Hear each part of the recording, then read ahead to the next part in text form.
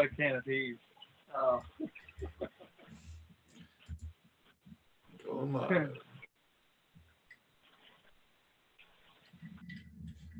Wait for the chat to load. There we go. Hey everybody, welcome to the Growing with Fishes podcast, episode 179, with our probably the most requested guest we've had for people we have not had on yet. So thank you so much for joining us, Murray Hallam, all the way from Australia. What happened? Happy to be here. There we go. Awesome. So we also have Brooke Sheffield. How's it going?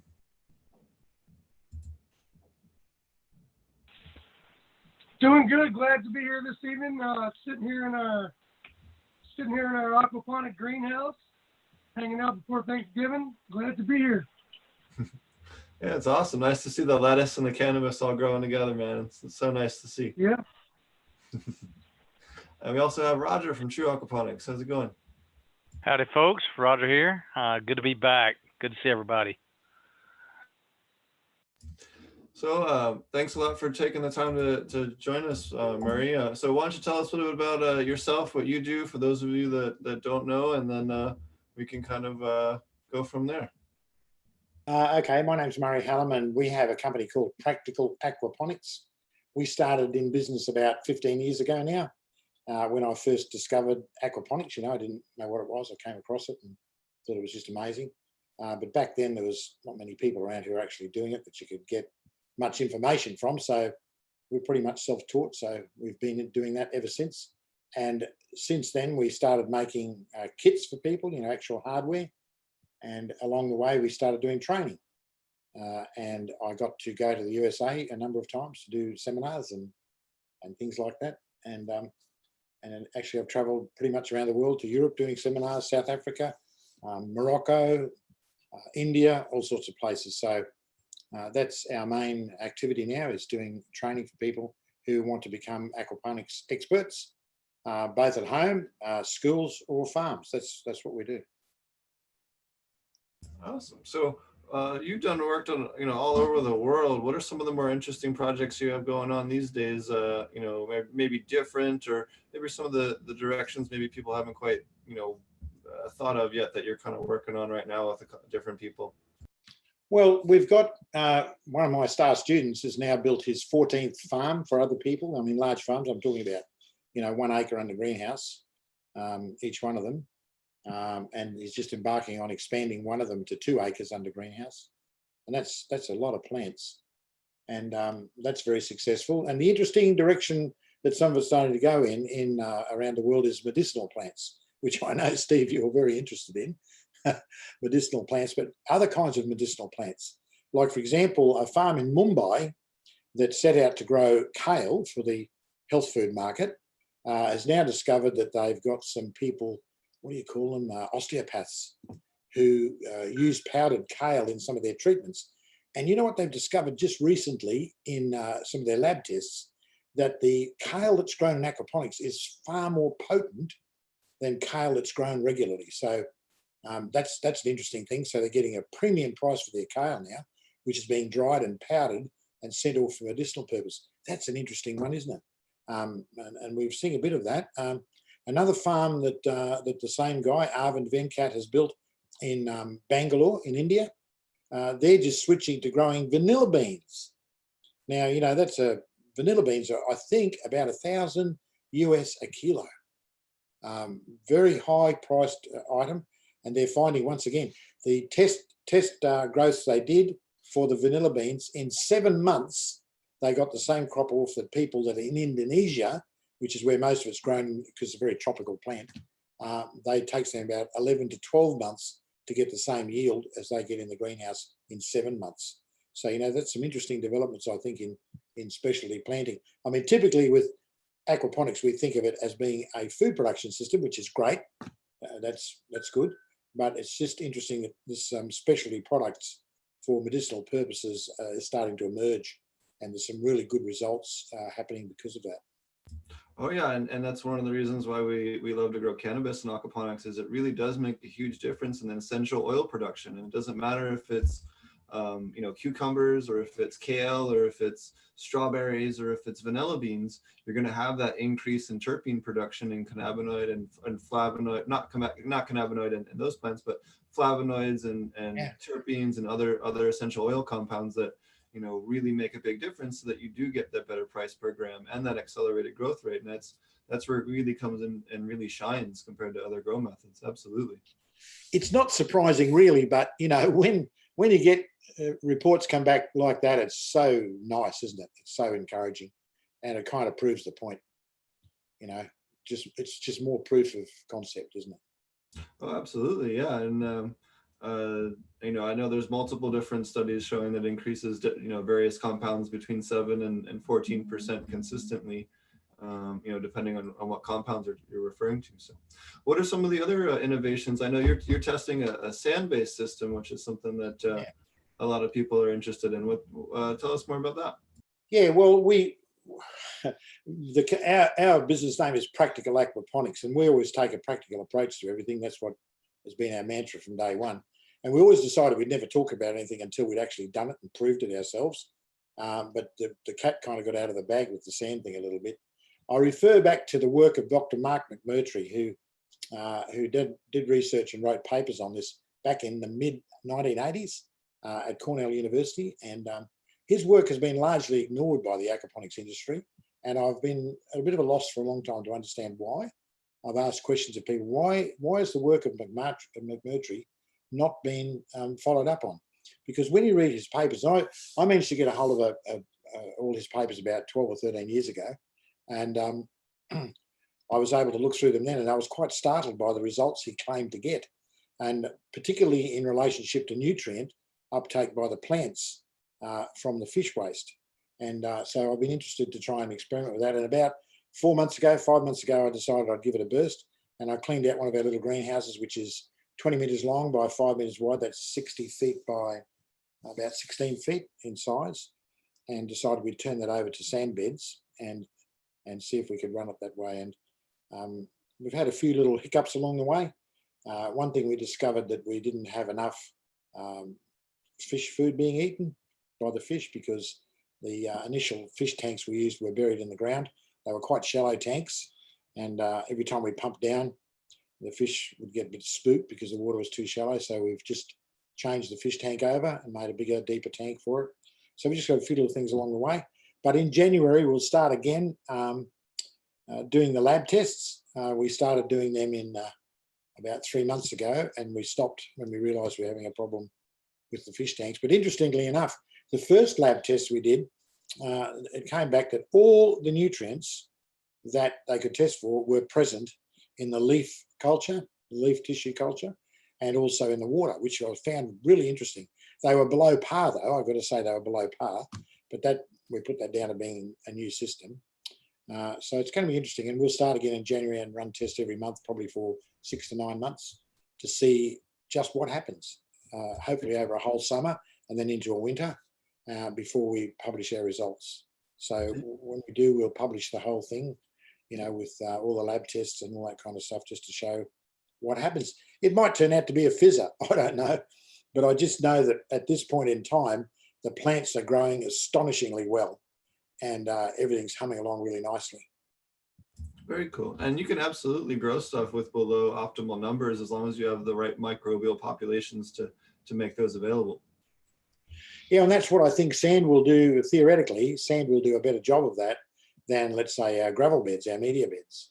And of course, media beds do a better job of it than raft beds do too. So hopefully that's what will happen. I mean, logically, it makes sense that it will work, although there are some problems that you and I discussed when we were in Kentucky there together. You pointed out to me about the problems with getting it, health certificated because of possible pathogens. So there's a few things we need to work through, which will be interesting. Yeah, they don't like how close the fish waste is to the physical proximity, with the surface water being that close. Whereas with the raft, at least there's a physical barrier. So sometimes it gets hard for certain types of food certifications. It can be tricky. Yeah, and that's fair enough, I guess. But we'll just work our way through it, and we'll see what we come up with. Because the really interesting thing to me about it is not so much the nutrition, although that's important, and that is the ease with which you can operate one of these systems. And thinking about third world countries, and when you read McMurtry's papers, that was his primary driver too, was to come up with a system that could be operated in a third world country. A minimum requirement for electricity, ease of getting a hold of sand. You get sand in almost anywhere. And, the pumping requirements and the fish requirements should work really, really easily so that we can set them up and run them entirely off solar without a problem. So we're going to set up our solar system for it next week. Our solar panels have arrived, and our other electronics we need to run it off solar. And we believe we'll be able to run it off solar, not a problem actually. So that's my interest, because probably 6 years ago now, 5 years ago, I went to India to do a project, and it failed. We couldn't get it set up because we discovered if you're going to get the right answers, you need to ask the right questions. And I asked, did you have electricity? And they said, oh, yes, we've got electricity. But when I got there, I discovered that the electricity was only on for 2 hours a day. And then when it was on, it was very, very poor quality, big fluctuations in voltage. So we couldn't do the project. And that's the downside to aquaponics in third world countries, is having a reliable power source. So you need to have some system that can be easily operated off solar, minimum of solar too, not a great big elaborate $100,000 system. You need something that's fairly easy, can be set up in the village, and people can grow stuff, in remote locations really easily. Absolutely. So what got you started with aquaponics? I don't think I've ever heard you talk about what got you started with this whole journey.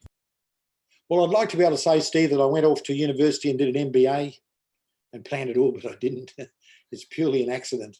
I'm a boat builder by trade, and I've worked at home, and I live on a 10-acre property, and I've got a shed down the back, and I've worked at home building boats for probably 30 years before I started doing aquaponics. And I had a guy ring me up one day who wanted me to build a boat for him. We always build open center console fiberglass fishing boats, and this guy wanted a boat and complained, like a lot of these guys do, that he's got to buy a bigger boat because he's got to go further out. It's not as many fish as there used to be, and he's whinging away like they do. And then he said, anyway, I think I might start growing my own fish at home. It was just like an offhanded comment, And I said, how are you going to do that? And it never occurred to me that you could grow your own fish at home. It seemed to be such an amazing idea to me. And then he described to me aquaponics, even though he didn't call it that, but he described how you get a tank and you put some fish in it, and you pump the water through these gravel grow beds, that cleans the water, and you grow plants and everything. I said, what kind of plants? He said, vegetables, like as if it was some kind of stupid question.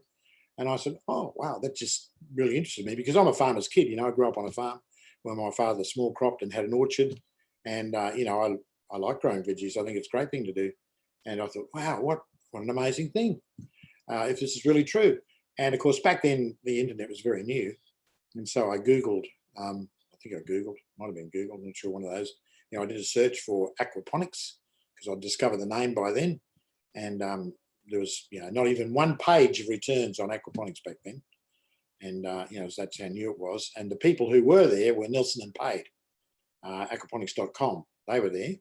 And I think they might be one of the first to actually have an internet presence about aquaponics. And then, of course, following that very closely behind was a fellow in Western Australia who had backyard aquaponics.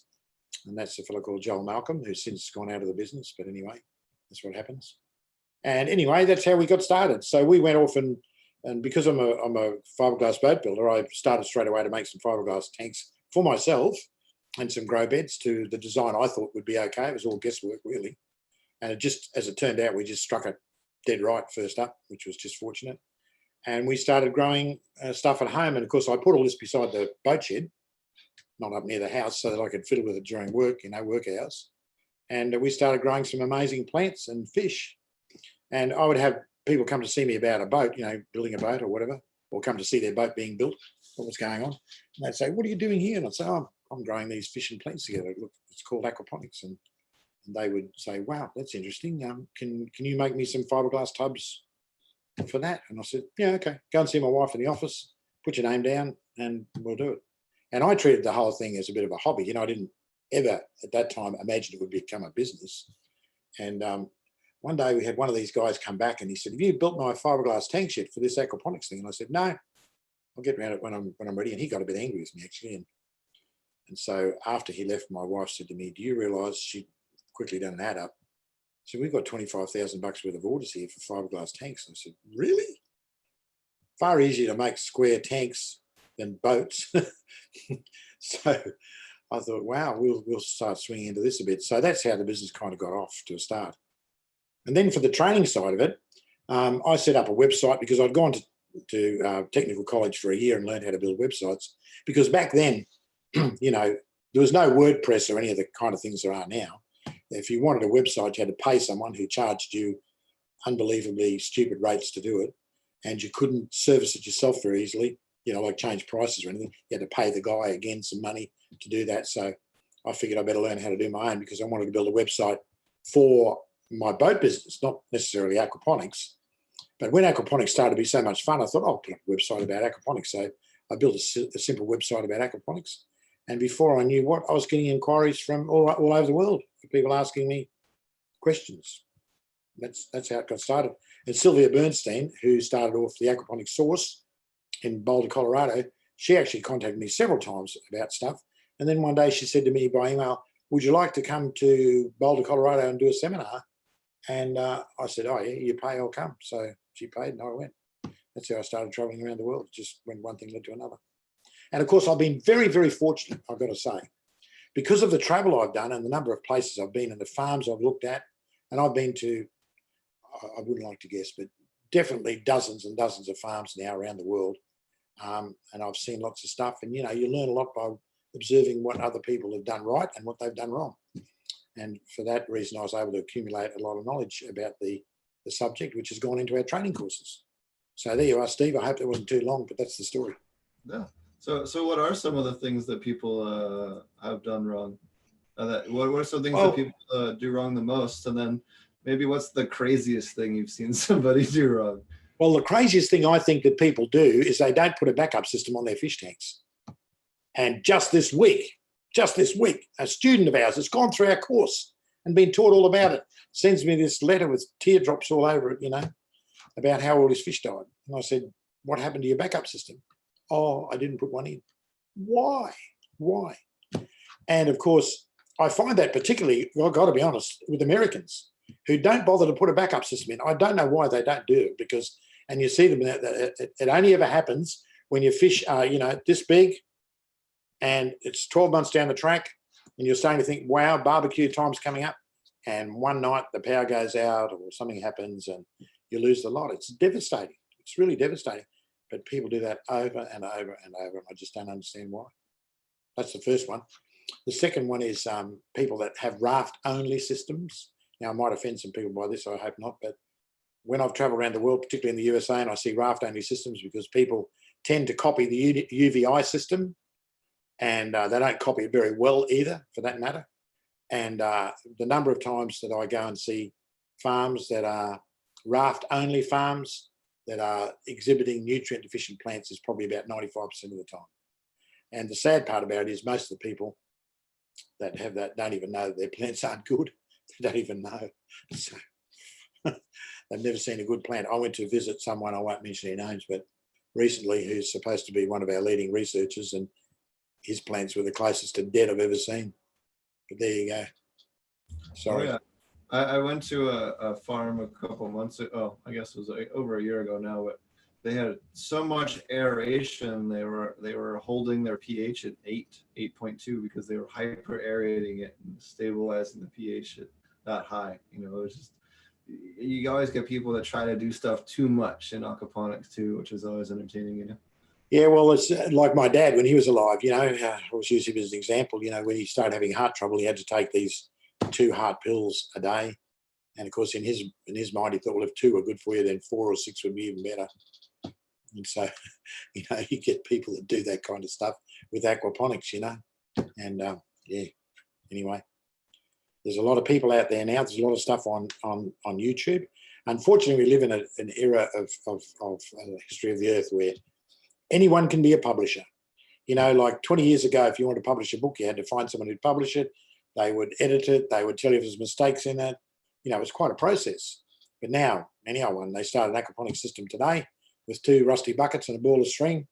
And next day, they're on YouTube telling everyone how to do it. So, Oh, yeah. And they'll have about that, Roger, don't you? I'm happy to tell you how you're wrong too, right? All the time. Yeah. 2 rusty buckets and a ball of string. That's freaking hilarious. That's Sorry, about Murray. it, I'm going to isn't it? steal that. You I'm know what going to I'm steal talking that. about. Yeah. Yeah. That reminds me of the song "Two Turntables and a Microphone." I forget what the song's called, but that's just a line, and that's hilarious. Same thing, yeah. Full of enthusiasm, but no brains. There you go. So you were one of the first people I saw that was growing fruit trees and kind of more complex plants in aquaponics. Why don't you tell us more about how you got into that and maybe some of the more, other difficult or less common plants that you really, have come to love to grow in your systems? Well, when I first started doing aquaponics, I was so amazed by it. I really was. I'm a farmer's kid, and I know about growing tomatoes in particular. My dad grew acres and acres and acres of tomatoes throughout my childhood and teenage years. I was there, and I know about growing tomatoes. But the way they grow in aquaponics is just amazing. I mean, I was just amazed at how well they grow. So I got the very quick impression that you could grow anything you wanted to grow in aquaponics. You could grow in aquaponics, and of course that was not true, because there are some things that are best suited in growing other methods. There's that term that's used a lot in the permaculture world called appropriate technology. And, we have to have appropriate technology. And I just hark back to that trip I went to India, where we failed to be able to build a system because there was no electricity. So what we did, I was there for 9 days. And so what we did is we constructed wicking beds. And they were able to grow veggies in their wicking beds, which was terrific. So there was a good example of appropriate technology. In that particular instance, aquaponics was not an appropriate technology for that place. And it's the same with fruit trees. We've tried all sorts of fruit trees: citrus, bananas, papaya, what else? Oh, we've tried some small apple trees and things like that. But I've come to the conclusion that a lot of fruit trees are much better off in a wicking bed than they are in aquaponics, because aquaponics is a system that is particularly suited to growing fast turnover crops and crops of high value and specialty crops. That's what I believe.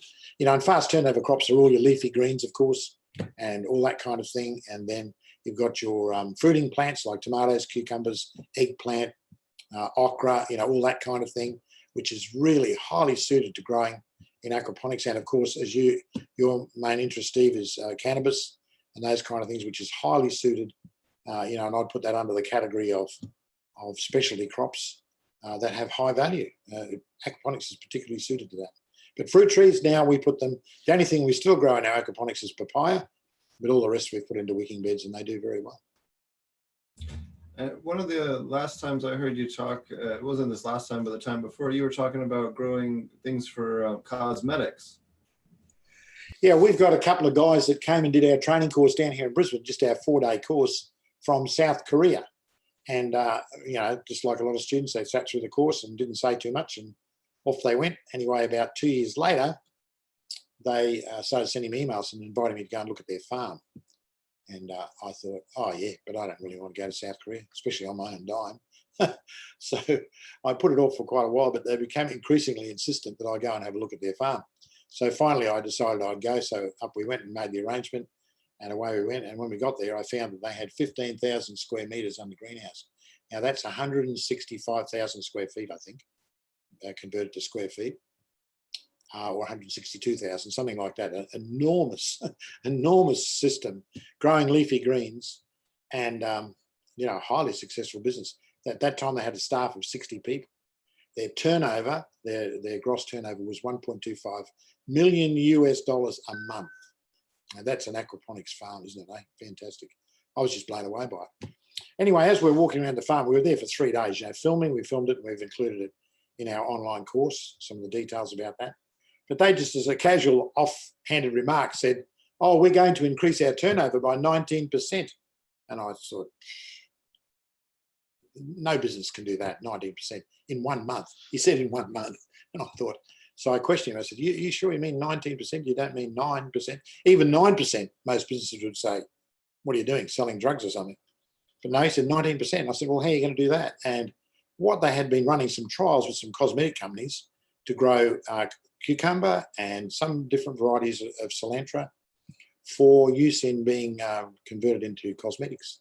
Very high value, very high price.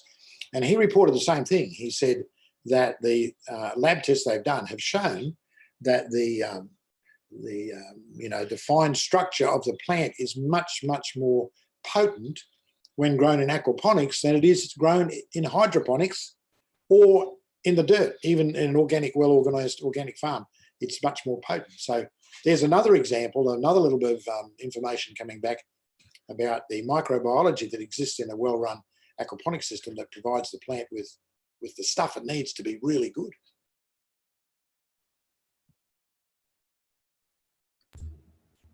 Awesome. So tell us more about your online education classes. A lot of people don't know about the classes that you have.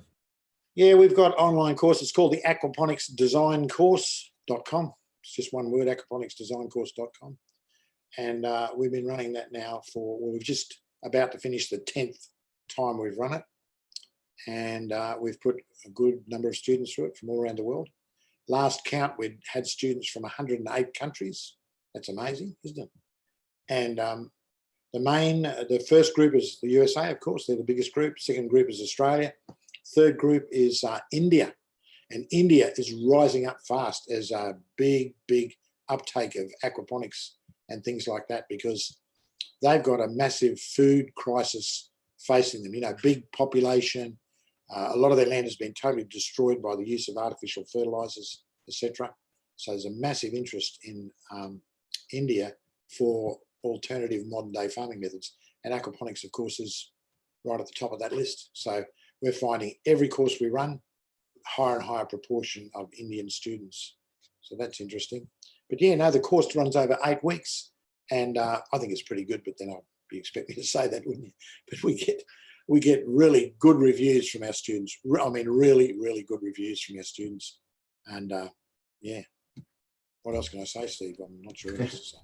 Wonderful. We had a question from chat. They wanted to know about what are your recommendations as far as general pest management practices for aquaponics? Well, we tell this secret to our students who pay us money, but I'll tell you today. We've tried all sorts of stuff, believe you me, all sorts of potions over the years, and it's finally come down to 2 things that work extraordinarily well, and that's neem oil and white oil, especially when both sprayed together. Now here in Australia, and I'm sure in the USA and most parts of the world, you can buy both neem oil and white oil organically certified, and we spray 3 times a week, Mondays, Wednesdays and Fridays. And I'll invite anyone to come into my greenhouses anytime and see if you can find an insect. I'm telling you, it's amazing. But the trick is you've got to spray 3 times a week, because neem oil doesn't actually, it's not an insect killer. It's more an insect repellent. So if you spray 3 times a week, you'll gain the protection. When you're spraying with organic materials like that, you've got to be really consistent in the way you spray. We had a girl come down from South Korea to do our training course 2 training courses ago. And when we were talking about that, and I said, you have to spray 3 times a week, it was quite funny. And she said, 3 times a week? And I said, yeah, 3 times a week. And she said again, 3 times a week? And she repeated it several times. I said, yeah, that's it. The aquaponics, organically, if you're going to grow organically, pure and clean, it's got this dirty 4-letter word attached to it. And that dirty 4-letter word is W-O-R-K. You have to do some work. And unfortunately, aquaponics seems to attract a lot of people, and I'm sure this is with cannabis too, that think they're going to run their business from their 5th floor office, and they will deliver the seeds in by courier, and 3 months later, the stuff will come prepackaged to their office ready to sell. There's no work in between. It's all automatic. And we get questions all the time. How can I automate the process? And my answer is get some extra humans and put them in your greenhouse. Because, farming is work. And if you don't get in there, and if you don't enjoy working with plants, sorry. And people, in fact, I think it's very enjoyable myself. I love it. Oh yeah, it's very zen. But people often too will take, people that are not trained at all as the people that are doing their watering, or there are other things where they have to be around almost all the plants on a regular basis. Those should be some of your highest trained people looking for insects. you know, or scouting for this and that, you know, those not the lowest paid person, you know what I mean? So people have kind of a lot of times often a backwards way of looking at staff and farms, and yeah, I couldn't agree more. Well, you've got high value crops, Steve, particularly in what you're interested in. And, you know, even our lettuce, just go to the lowest value crop of all, lettuce. You know, if you study the University of Virgin Islands papers that Dr. James Riccozzi wrote, his best profit crop was lettuce, even though it's the lowest per unit value crop.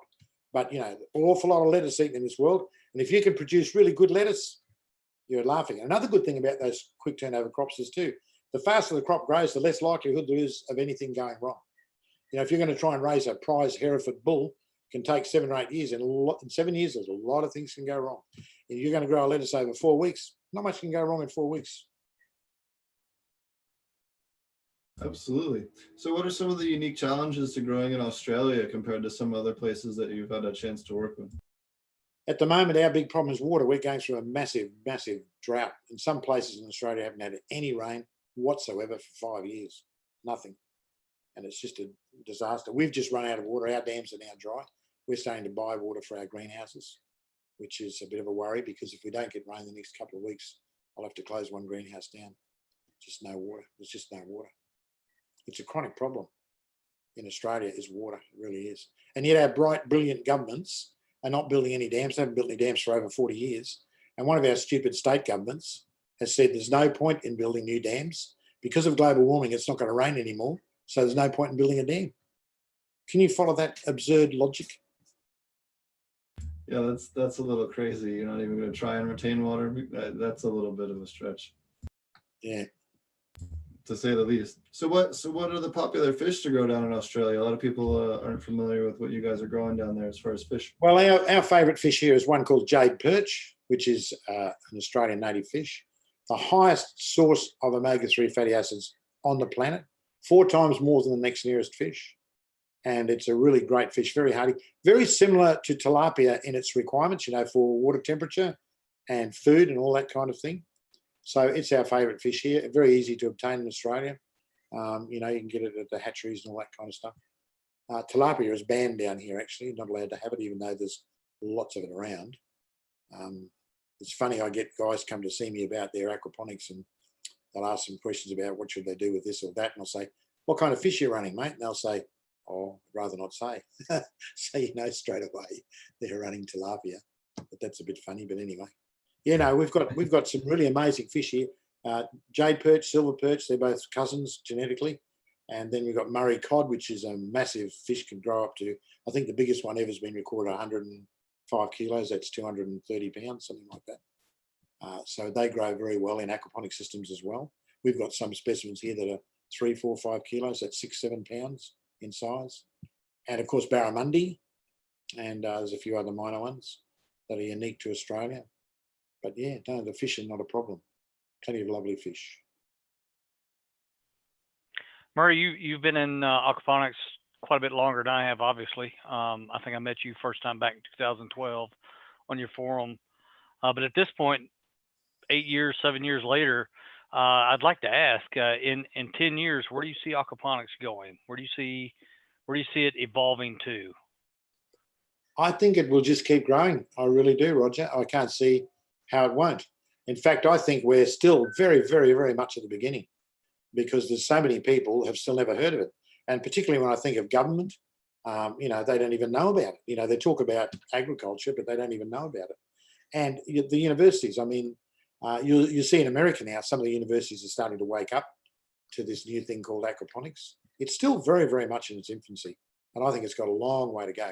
There's a big penetration of aquaponics into the backyards in Australia and in the USA, I'm pretty sure. But commercially in Australia, it's still very, very.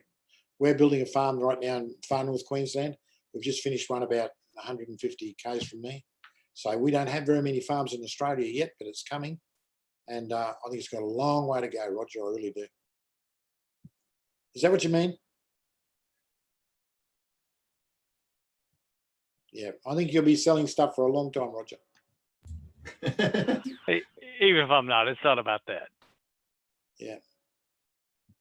I know Brooke had a few questions he wanted to ask you. Yeah. Yeah. To kind of follow up on that same kind of line, you see a lot of advertisements, not really advertisements, but headlines of these bigger corporations shutting down stuff here in the United States. Like operations will pop up and they'll close real fast.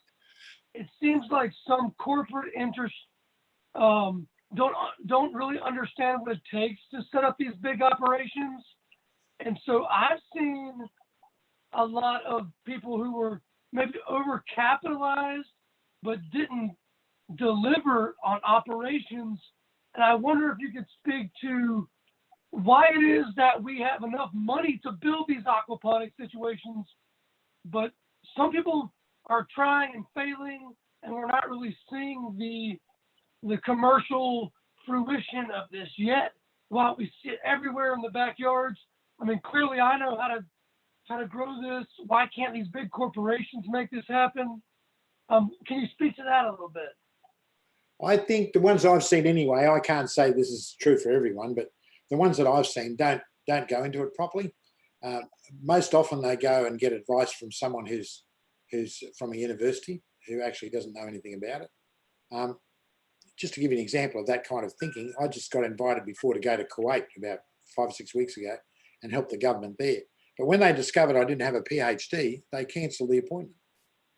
Now, you know, who are they going to get? They'll get some guy with a PhD who's probably got a PhD in underwater basket weaving or something like that, you know, to tell them how to do an aquaponic system.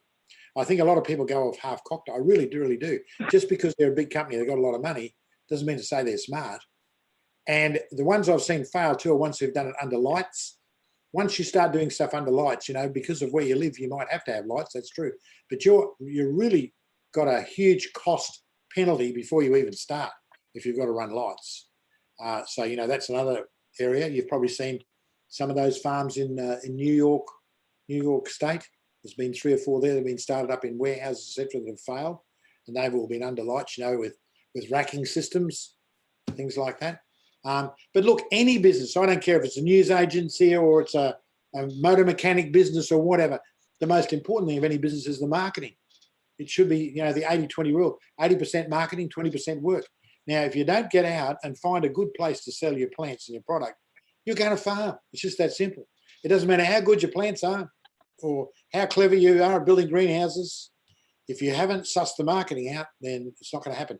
One disappointment I have, because believe it or not, myself, a guy from the West Indies, and also Sylvia Bernstein and Gina Cavallero were the ones who started off the Aquaponics Association. We got our heads together and we started off. We got it going. And one of the dreams we had was that the Aquaponics Association would get into a situation where it marketed the benefits to the public in general of aquaponic produce, what it means to get aquaponics produce. Now, unfortunately, that's never happened yet with the association. And I understand that takes a lot of money to do that. But when I was there just a few weeks ago over there with Steve, I had some discussions with some very interesting people that have got a bit of money. And I put that to them. That's what the industry needs. You need to have an industry association, which we've got in America, but that actually spends most of its energy promoting aquaponics to the public so that people know they're going to be able to buy pure food. And pure food's it. That's what it's about. It's not about the biggest lettuce or anything else. It's about pure food. And people want to buy pure food that's not doused in chemicals. And they're the target market. And unless you target those people and you get them to give you $3 for the lettuce instead of $1.50, then, you know, you're going to fail. I'm sorry. That's the same in any business. If you don't have your customers, what are you going to do? And so many people get so wrapped up in building the greenhouse and getting the plants to grow, and they forget about the marketing. Yeah, we talk about that all the time. We're in the hemp industry, so we're growing that specialty crop, and that's an oversaturated market in some degrees, in some perspectives not. So I have a lot of clients that we have to tell over and over, I don't care whatever you're growing, whether it's hemp or tomatoes or cucumbers, if you don't know how to sell it, it doesn't matter. And so I think aquaponics has a big problem with the social perception because people don't know how to tell that story to the end consumer. The restaurants don't know how to tell that story. And so I try to tell that story to my buyer, but it's best done direct to consumer. And so that's one of the things I see, one of the hurdles of being an aquaponic farmer is that no one knows their story. So unless I'm right in front of my buyer, I really can't get that story across. So true. That's the role the association should be playing. They're the ones who are well placed to do that job, but they need money, you know. And you're talking about a lot of money too. We need to find some person like Mr. Buffett or somebody who's got a lot of money, who, you know, sees the social benefits of aquaponics and you know, the benefit of pure food. You know what we need, you know, and this is a terrible thing to say, what we need in Australia anyway is some kind of food crisis to get people to wake up to the fact that, you know, it's not just a given that you can go into any supermarket any day of the week and pick up good produce. You know, other parts of the world are waking up to it, like India, for example. You know, where it's life and death. You got to find somewhere to buy some food, and if you've got a bit of money, you want to buy good food.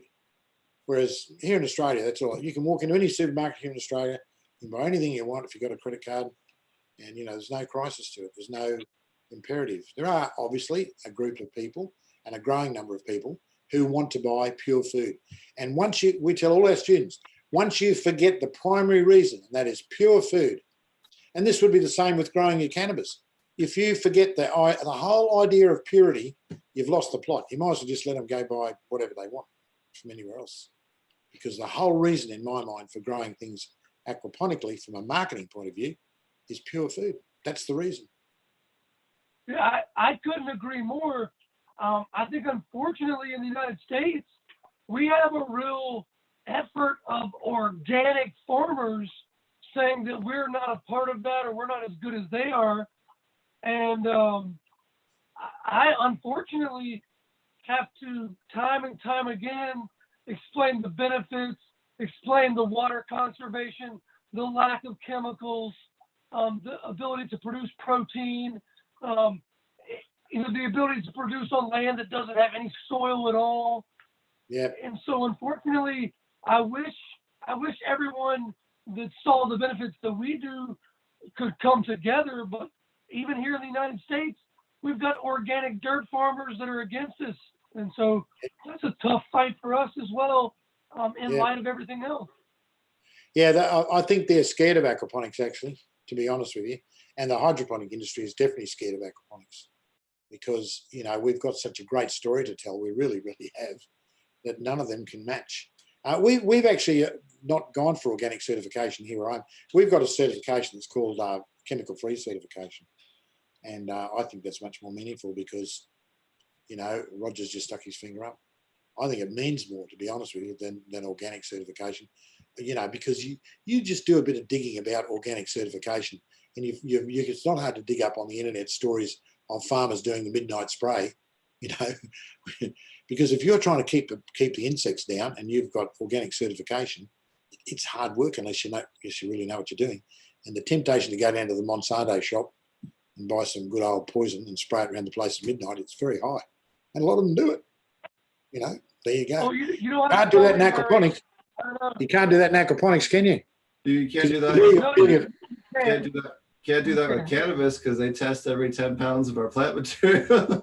Well, that's good. That's a good thing. See, there you go. Food purity of product. Oh, not only that, so you're seeing genes from cannabis now being put in tomatoes and peppers to speed up time of flowering, and you're seeing test results for pesticide residue applying to vegetables in the U.S. now from the cannabis industry. So the cannabis industry is spilling over in good ways in terms of the regulatory side for our agriculture industry. Maybe they might not see it that way, but I do. Yeah, well, that's the idea, I think.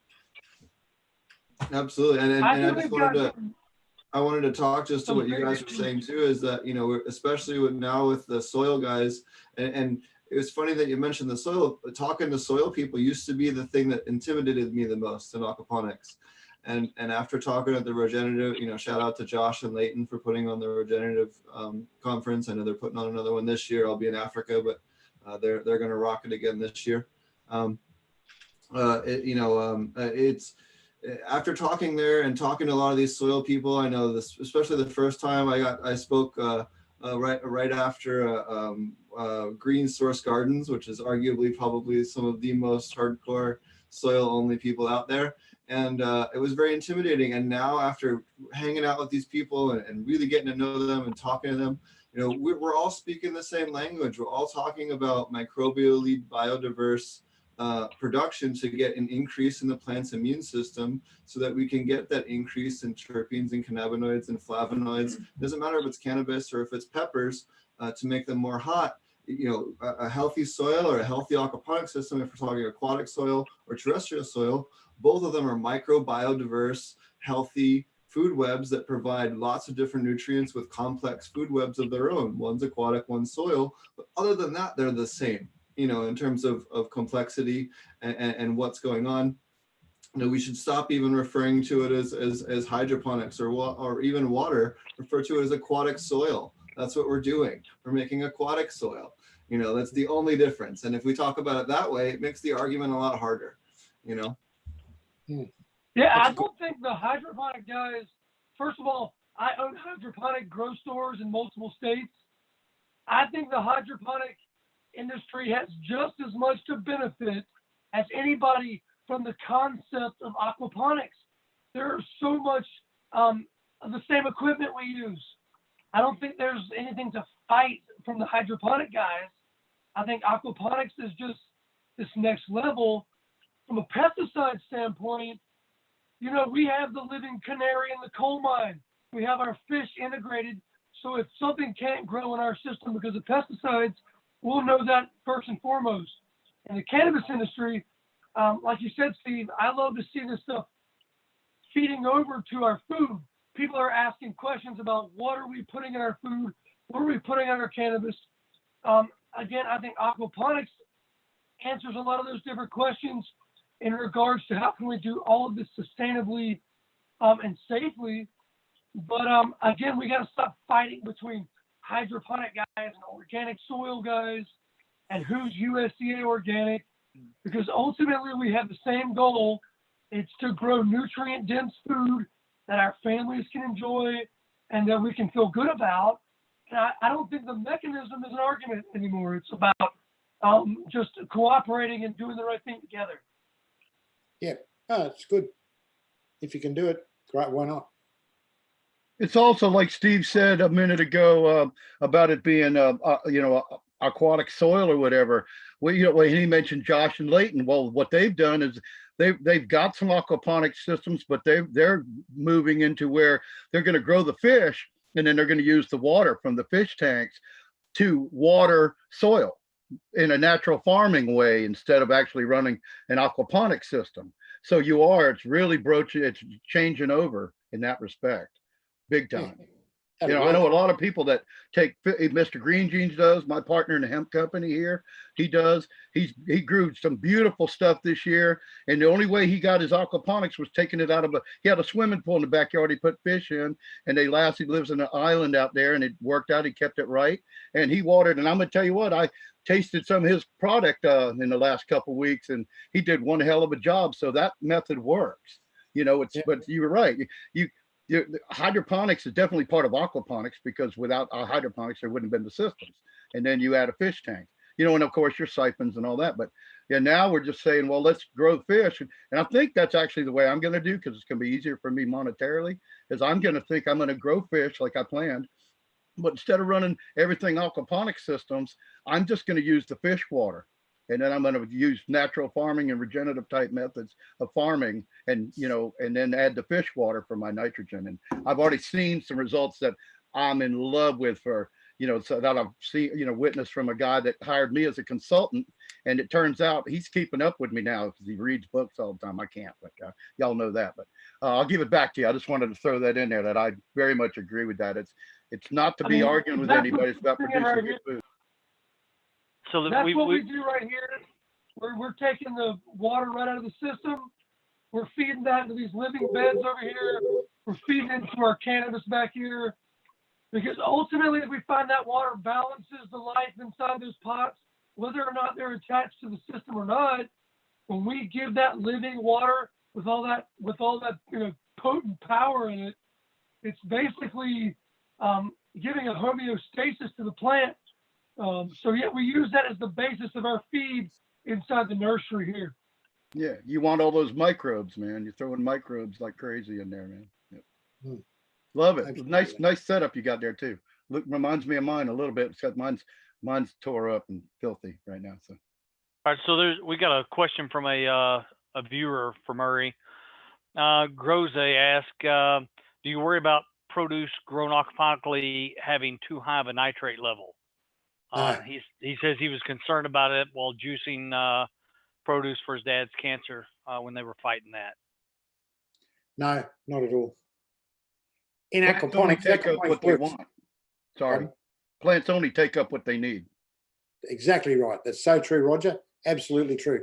In a natural system where you're relying on the microbes, the protozoas, all that stuff, and the mycorrhizal fungi to do the job of delivering the nutrients to the plants only take up what they need and they ignore the rest. Job done. That's how it works in nature. You don't go into the rainforest and find that some plants are growing better than others because they've got more of one thing or the other. Nature knows how to balance it out. Nature knows how to do that. So what are some of the nutrient issues that you see out there, commonly in especially the larger scale aquaponic systems? You talking to me? Yeah. Oh, well, the three main ones, that's potassium, calcium, and iron are the three main ones. But of course, in water-only systems, raft-only systems, people often, as Roger will know, people often have multiple nutrient deficiencies of all sorts of things, especially if they're using cheap rubbish fish food to feed their fish, or they haven't got enough fish in the system. The system needs to be balanced. Like nature wants to go to balance. That's what nature wants to do. And if we're going to create an artificial system, in a confined space, which is what we do in a greenhouse, we've got to go to all the trouble to make sure we've got a balance. We've got the right amount of fish and we've got the right ingredients to make it all work. And if we do that, it works splendidly well. If you don't do that, well, then you're going to have deficiencies. It's just really quite simple. I'd like to add one thing to that to end on that question that we were just given. And what we're saying here all depends on you keeping up with having your pH correct and things like that. Because yes, nitrogen can cause harm to plants if your pH is off, a certain direction. Yeah. So, so it's all about when we say a plant will only take up what it needs, and then that's it, is when everything is in balance, like Murray said. So yeah. And it's really not hard to do once the system's established. You might have a bit of trouble initially when you're setting things up and getting it to balance, but once you've got it balanced, it just rocks along. And, we have people, that are hardcore farmers. They've been farming all their lives. But once they start doing aquaponics, once they get their head around it, they say, look, this is the easiest farming I've ever done and easiest to understand and follow. If you're going to go down the chemical nutrient path, of artificial fertilizers and all that sort of thing, you have to have a bloke with a law degree telling you how to do it because it gets so complicated. And large corporations want to keep it complicated as well. They want to keep it that way because while they've got it complicated, they've got you buying stuff. That's the way I see it anyway. I got lucky. I had a guy from Dave Hill from South Africa who was the state guy, taught me how to make my hydroponic nutrients from salts and bags and chelates originally. So I was lucky with that. And then I met Steve and them, and now I did a whole right and left turn and go in all kind of different directions trying to get into the aquaponics and natural farming more. And that's all I'm doing. I'm not even doing the hydroponics anymore. Yeah. There you go. It's all good. I think it is anyway. So what are some of the stuff, I guess, maybe you wish people knew more about that are interested in getting aquaponics? Because a lot of people are going to listen to this and want to get much more involved with aquaponics, and especially after learning more about you. What is kind of a nice advice you have for newer people into aquaponics, and then maybe some advice for people that have been in it for a long time? Well, the advice to new people is to make sure you do your homework, and I mean that's a pretty broad statement, I know, but don't just believe the first YouTube clip you see, or worse still, go to a Facebook page and ask a question and get answers from people that started 3 weeks ago. I mean, you've got to be a little bit discerning in where you get your information from. There's lots of info out there, but unfortunately, a lot of it is just rubbish information. So, do your homework and use, grade the stuff by using a bit of common sense. There's nothing magic about aquaponics. Some people think that there's some kind of magical thing about it. You put the fish in the water and, suddenly some magic happens and it all just happens. We did a consultancy in Kuala Lumpur about a year ago now, and these architectural firm wanted me to go there and tell them how they were going to grow fish around the borders of this high-rise building. They built troughs around the building, and they just couldn't get their heads around the fact that they couldn't put 6,000 fish in each trough. And, what they were proposing was totally illogical. Even by the bloke down the paddock digging a ditch would know it was illogical. And I know that's an extreme example, but, use your common sense and do some good training. That always helps. And then what about people that have been doing this a long time, maybe trying to get to the next level?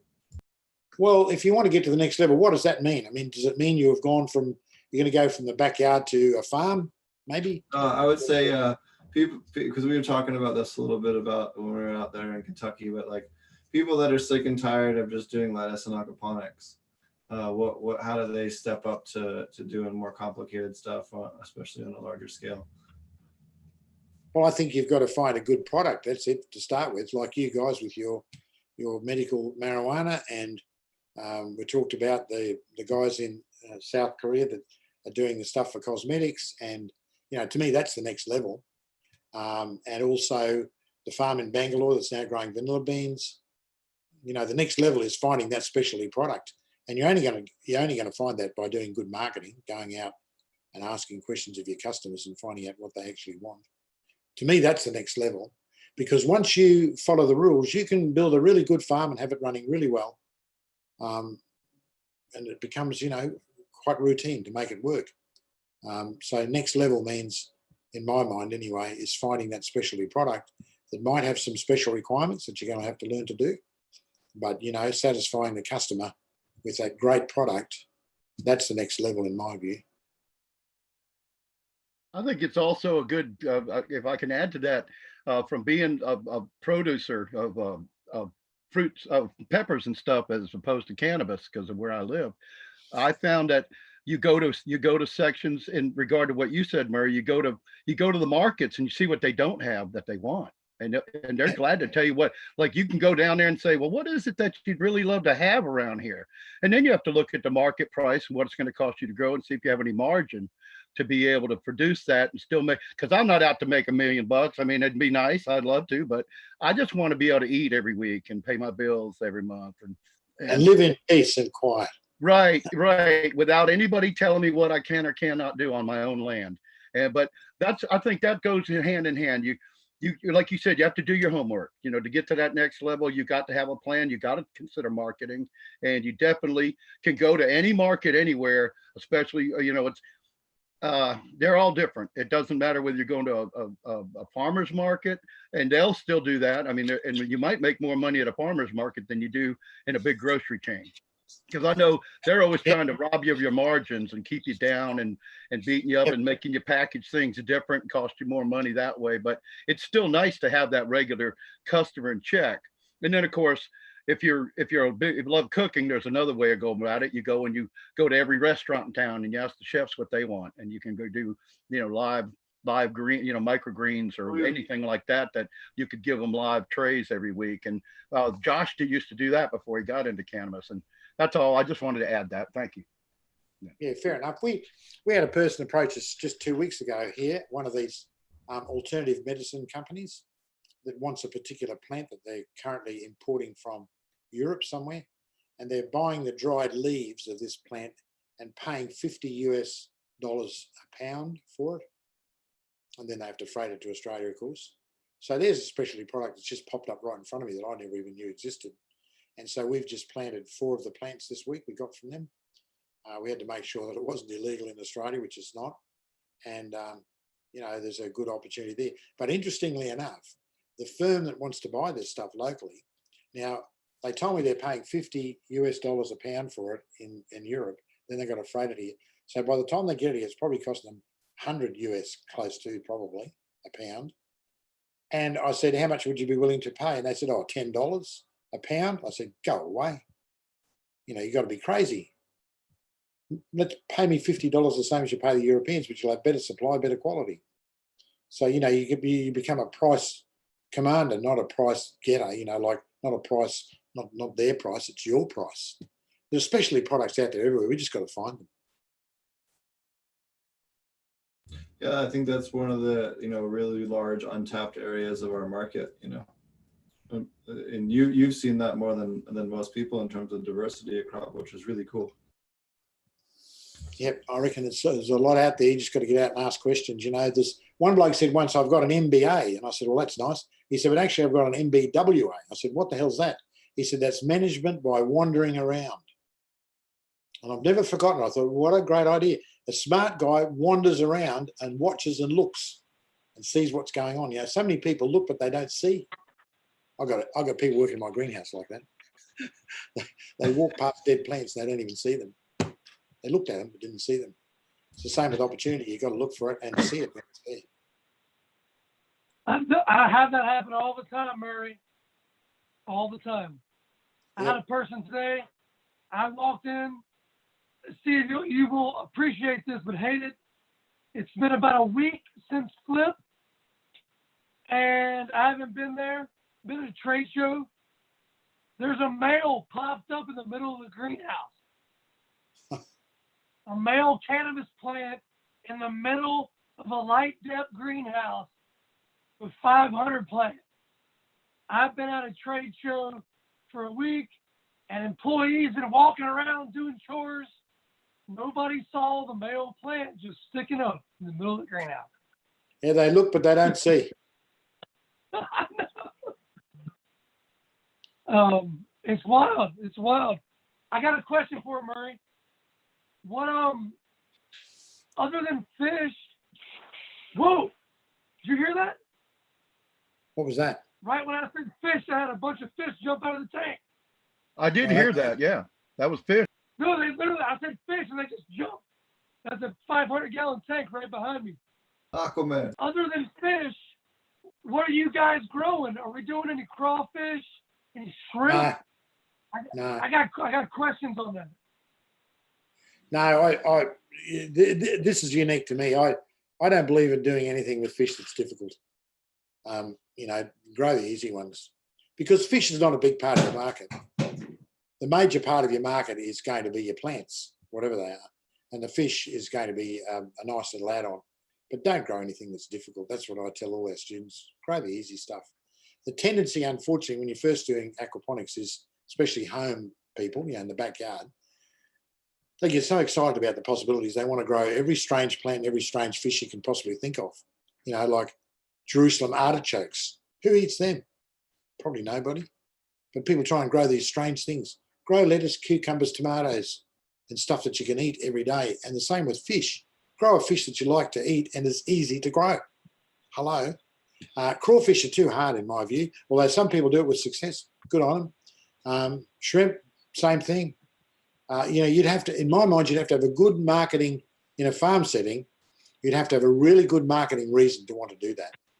You'd have to have a demand at a high price to want to do that. Otherwise, grow the easy things. We actually at Aquaponics source grew an artichoke in the showroom. That people don't realize artichokes are massive plants. Broccoli, a lot of your brassicas as well, are huge plants. And if you don't have that planned into your factor, people will put them into like lettuce spaced beds and it's just like destroying everything. Exactly. Like I won't grow zucchini anymore in my greenhouse. It just takes up too much room. Just too much room. Better off to grow it outside in a wicking bed out in the paddock somewhere. Awesome. Well, is there anything else you wanted to educate our listeners on before we let you go? I don't want to tie up your whole day. I don't know. Just when you do whatever you do, have fun. I mean, I've never had so much fun in all my life. So I have since I've been doing aquaponics. You know, if it's not fun, then... But aquaponics is fun. The one thing that amazes me about aquaponics, when I was building boats, I always tell people that, you know, out of 10 boats I build, one customer is a delight to work for. Customer number 10 was sent to me from hell. You know, and you've got all that in between. But in aquaponics, everybody's nice. Have you noticed that, Steve? you're dealing with lovely people all the time. So what a great business to be in. And, you know, you're having fun. And, you know, I had a birthday the other day. I just turned 73. I know you find that hard to believe, but it's true. And I've got no plans to stop work because I'm having so much fun. I really am. And, you know, my kids say, when are you going to retire, Dad? And I say, I already am. Because I get sick of people asking that question. So I tell them now, I say, yeah, I've actually retired. We've got this amazing hobby. Well, you're a hoot. I can tell you that. It pays really well, and I'm having a ball. I want to throw one thing in. I'm dealing with a young lady in my Facebook group right now, and she's just wanting to get into aquaponics. She's about to come into some money from an insurance settlement or something, and she's trying to just cobble together all these different ideas of raising shrimp and raising fish and raising plants and using all these different hybrid methods trying to do it. I think it's important to tell people to try to keep it simple, especially when they're first starting out, and then grow into it. And that's something I see all too often in the teaching world of aquaponics. People come out and just say, hey, do all this stuff. It'll work. It'll be great. You'll love it. And they will love it, but chances are they're going to fail. So might want to touch on that. Hey, the other Roger. So true, Roger. So true. Well, there's two Rogers tonight. We got a running joke about this. The other Roger, you know, or I don't know. We don't know. It depends on which one's Roger the Dodger. Yeah. Oh, I was called Roger Dodger when I was a kid, but I never did like that. But you've lost your sound, Roger. It's gone. All right. So go ahead, Roger. Did you want to answer? Or I'm sorry, Murray. Did you want to answer? I didn't hear what he said. Roger cut his own sound. I got cut off, or I cut myself off. I don't see too good. I was trying to add on to what Roger said, that make sure when you get into fish, also, if you plan on selling it, you have to go in. That's another whole thing aside from produce. That's a DNR, natural resources type, depending on what your government is. Now you're going to have to go through all kinds of inspections and all to be able to. So if you sell fish here where I live, if I raise fish, I have to sell them live. Just like they caught them in the lake, then they have to butcher them. I cannot butcher them. And then it's real easy for me to do that. And you can make decent money for that. But if you want to sell them butchered on ice or something, you have to jump through hoops, and it's almost as bad or worse than trying to be like you said, a USD organic grower. And that's all I wanted to say about that. Yeah, that's so true, Roger. So true. Did you have anything you wanted to say just about to add on to about people overcomplicating? I always recommend that with the cannabis people is like, look, just do koi or tilapia to start with. Don't do anything fancy. Get everything else smoothed out. Then complicate that if you feel like doing it later. The other issue you have in the States with the cannabis stuff is the fact that you simply cannot get a meat processing license with a cannabis facility because the meat processing inspectors are federal employees, and cannabis is still Schedule 1. Oh. So they can't legally enter your facility. Oh, okay. So we have to go through a university or a third-party company or a company that does, third-party fish slaughtering or something like that, unless we have, other means of doing it. But in a lot of states that they won't even touch it. And the logistics of that'll just drive you freaking crazy. So just make sure you look up and do your research first before you. You're saying something, Brooke, or? No, I just agree. I sell all my fish live. Even trying to do any of the processing is overcomplicated with the regulations, and it'll drive your price down. We go to Asian markets and just pack on ice, sell direct, and you can take a small amount of fish and still make it profitable. But otherwise, it's tough to be a fishmonger these days. Yeah, there's a lot of people in aquaponics that think they're going to come out with a big aquaculture heavy facility. And in fact, I just went and talked to someone that had a massive aquaculture facility that they were looking at further monetizing with cannabis. And because of the market that they were in, I ended up talking them out of it because it just didn't make sense in their particular market.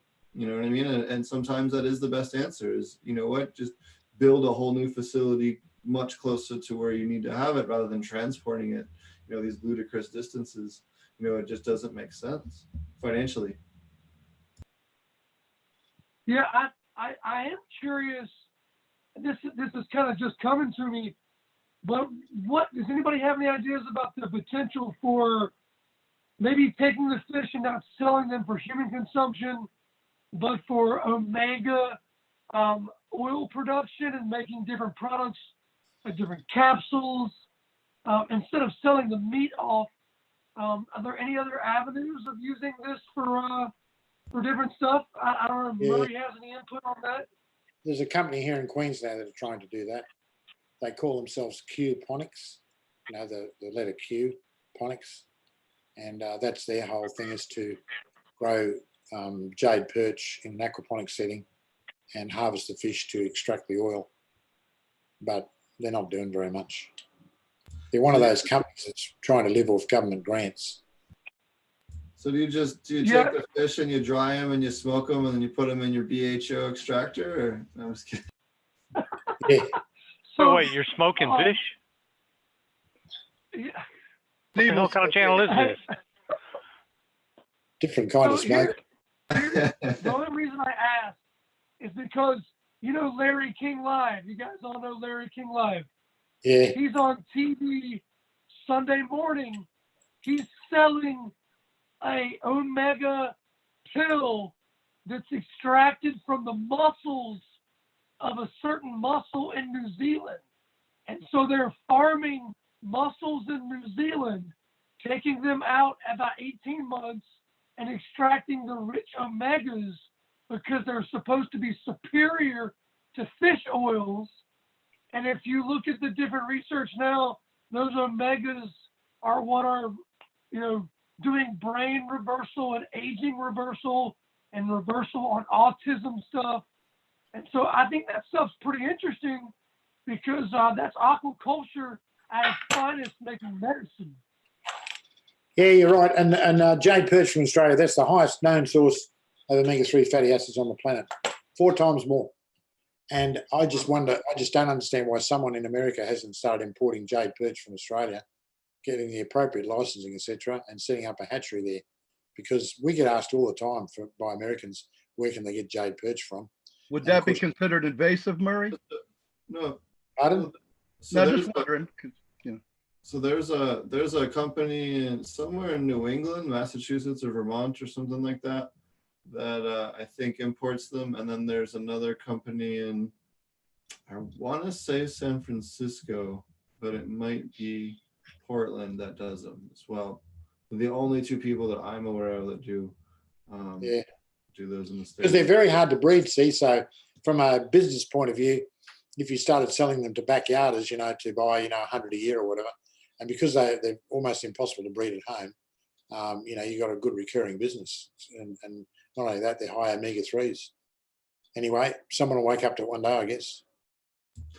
Somebody asked in chat, what kind of food do you prefer for aquaponics? Since you mentioned food and low quality food being a big issue. We just use good quality commercially available fish pellets. That's got about 35% protein, and we know they've been produced by a reputable company. They've got no land animal content. It's only fish meal, soy meal or wheat meal, and the other additives they put into fish meal to make it work, There's nobody here in Australia. I believe there's a company in the USA that produces a organically certified fish food. I don't know if that's still true or not, but yeah, it would be good to have someone who had it organically certified, but buy a good quality one. That's all I can say.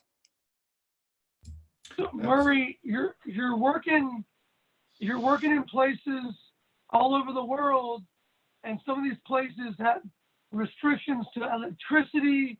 You're basically trying to serve some of these impoverished nations. What can you speak to these alternative fish feeds? I've got a little experience in seeing the black soldier fly in composting situations. Surely they're not shipping pallets of commercial fish feed to some of these places.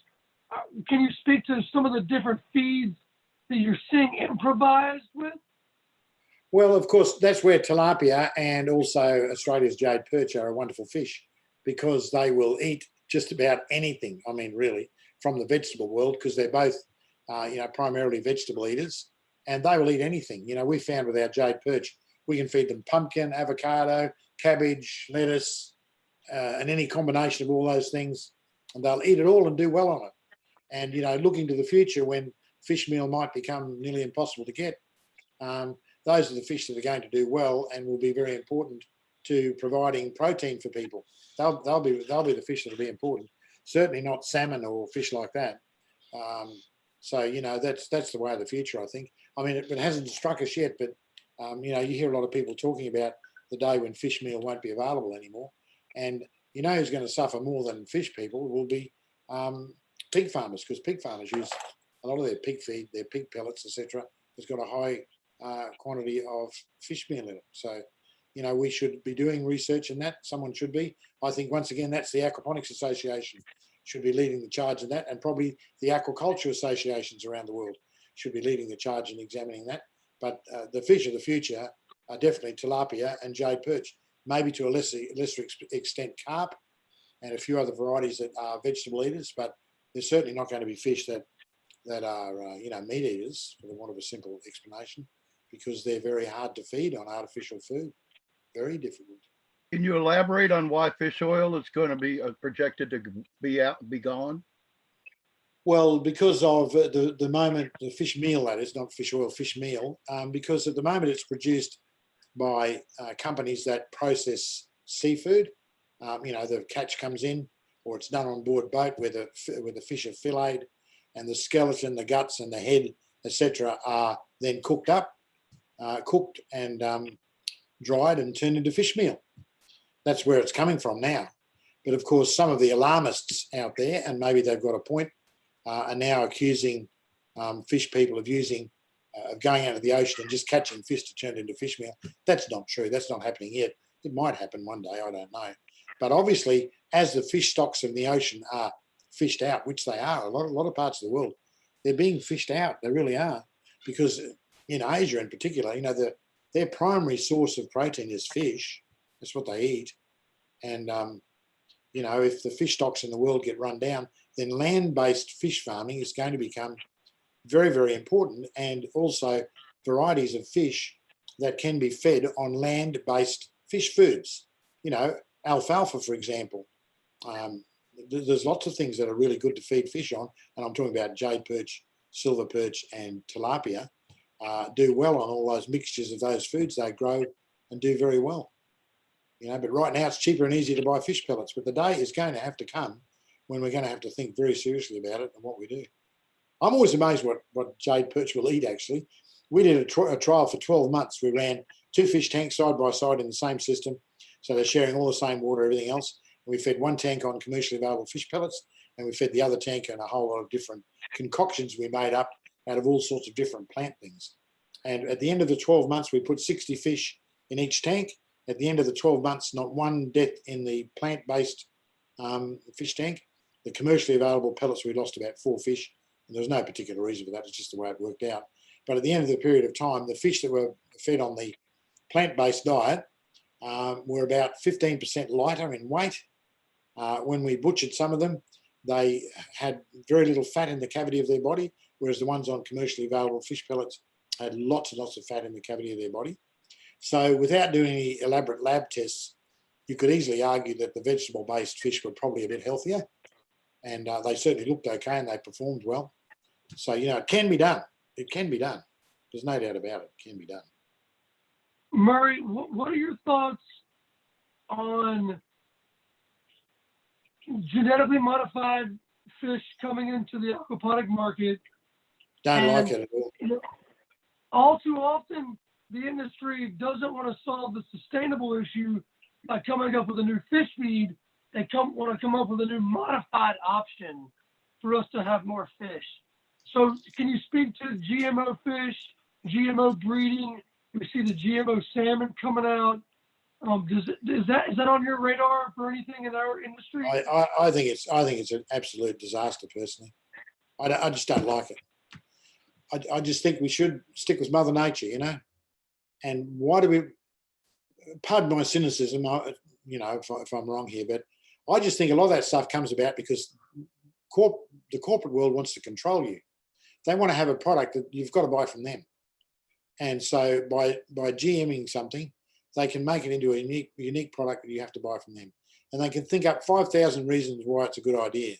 But the real idea underneath it all is to capture you So you cannot buy from somebody else. You have to buy from them. And you know, that's for long-term sustainability, that's just no good. It's just no good, because you need to be able to work with Mother Nature and devise ways of doing that. I mean, okay, you can get some productivity gains by doing things like that, I'm sure, but I still don't like it personally. I don't think it's good. I think we get massive productivity gains in what we grow by doing it as naturally as possible and employing all the microbes and protozoas and all the things that we know about, the mycorrhizal fungi, as nature intended it to be. And, you know, we can grow things really well without starting to fiddle around with it in order to capture a market. When I went to India, I'd heard stories about people being in serious trouble because of buying GM seed. Now, I went there and I saw it firsthand. The particular area I went to do this project was out in the desert. It was a terrible place, actually. But anyway, in that area, people were just peasant farmers, as they call them.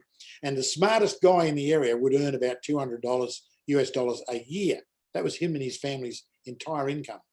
And the way they had farmed for who knows how many generations is they'd plant their rice, they would sell a portion of it, they would keep a portion of it back for their own food, and they would keep a portion of it for seed. They'd done this for generations successfully. Along came a big company that will remain nameless and said, you should buy our GM rice seed because you'll get higher yields.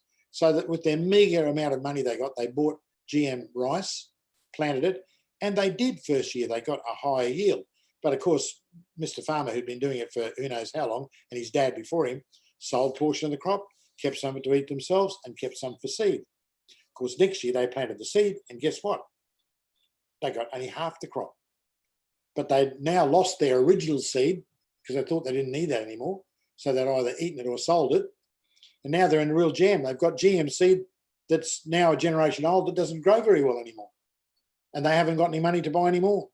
So a lot of these people were suiciding because in their culture, the granddad, you know, the eldest male in the family, he's responsible. And if he can't feed his family and his extended family, that's a huge shame for him.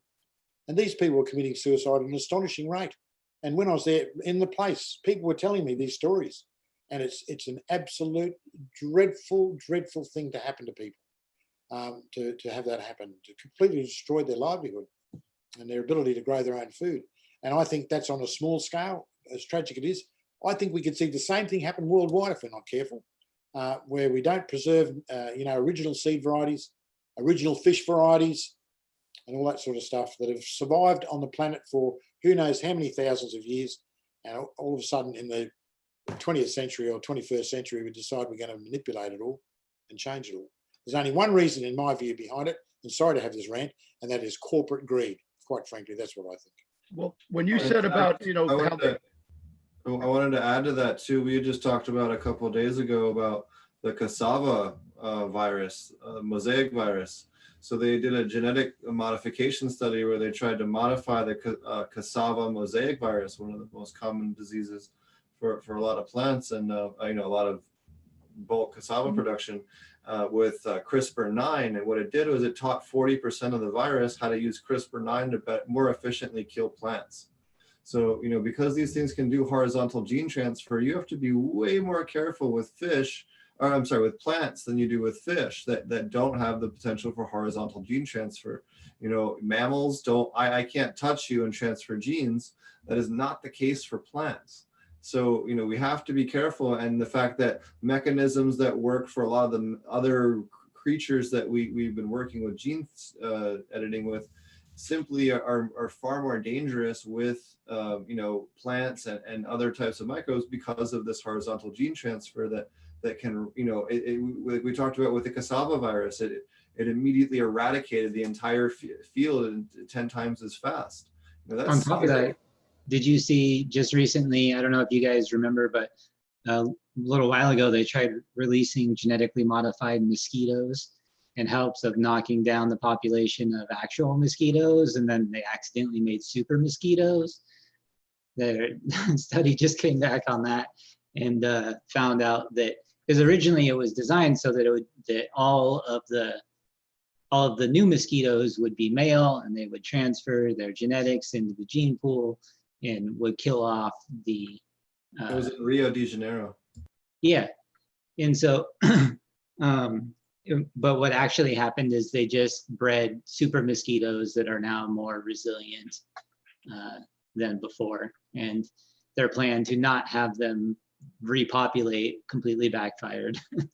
So now the problem is worse than what we started with. And it just goes along the same lines of ridiculousness. Sorry to come in on a weird note. What's up, everybody? Hey, Marty. And Murray, I was going to say on the back end of your talking about that story about those folks in the desert. See, here, you're not, if you get GMO seeds here, you're not allowed to save seeds. They take you to court, take your farm here. So even the issue of you reusing seeds and their yield was depleted year after year and they suffered. Well, in a lot of places, the instance, you're not allowed to do that. So I just wanted to throw that in there since you brought that up. That I was surprised. I thought you were going to go a different direction, that the next year they saved seeds and the company came after them. But you just told us about how the seed was poor quality after the first year, which means, again, it's designed to be used once and not being saved.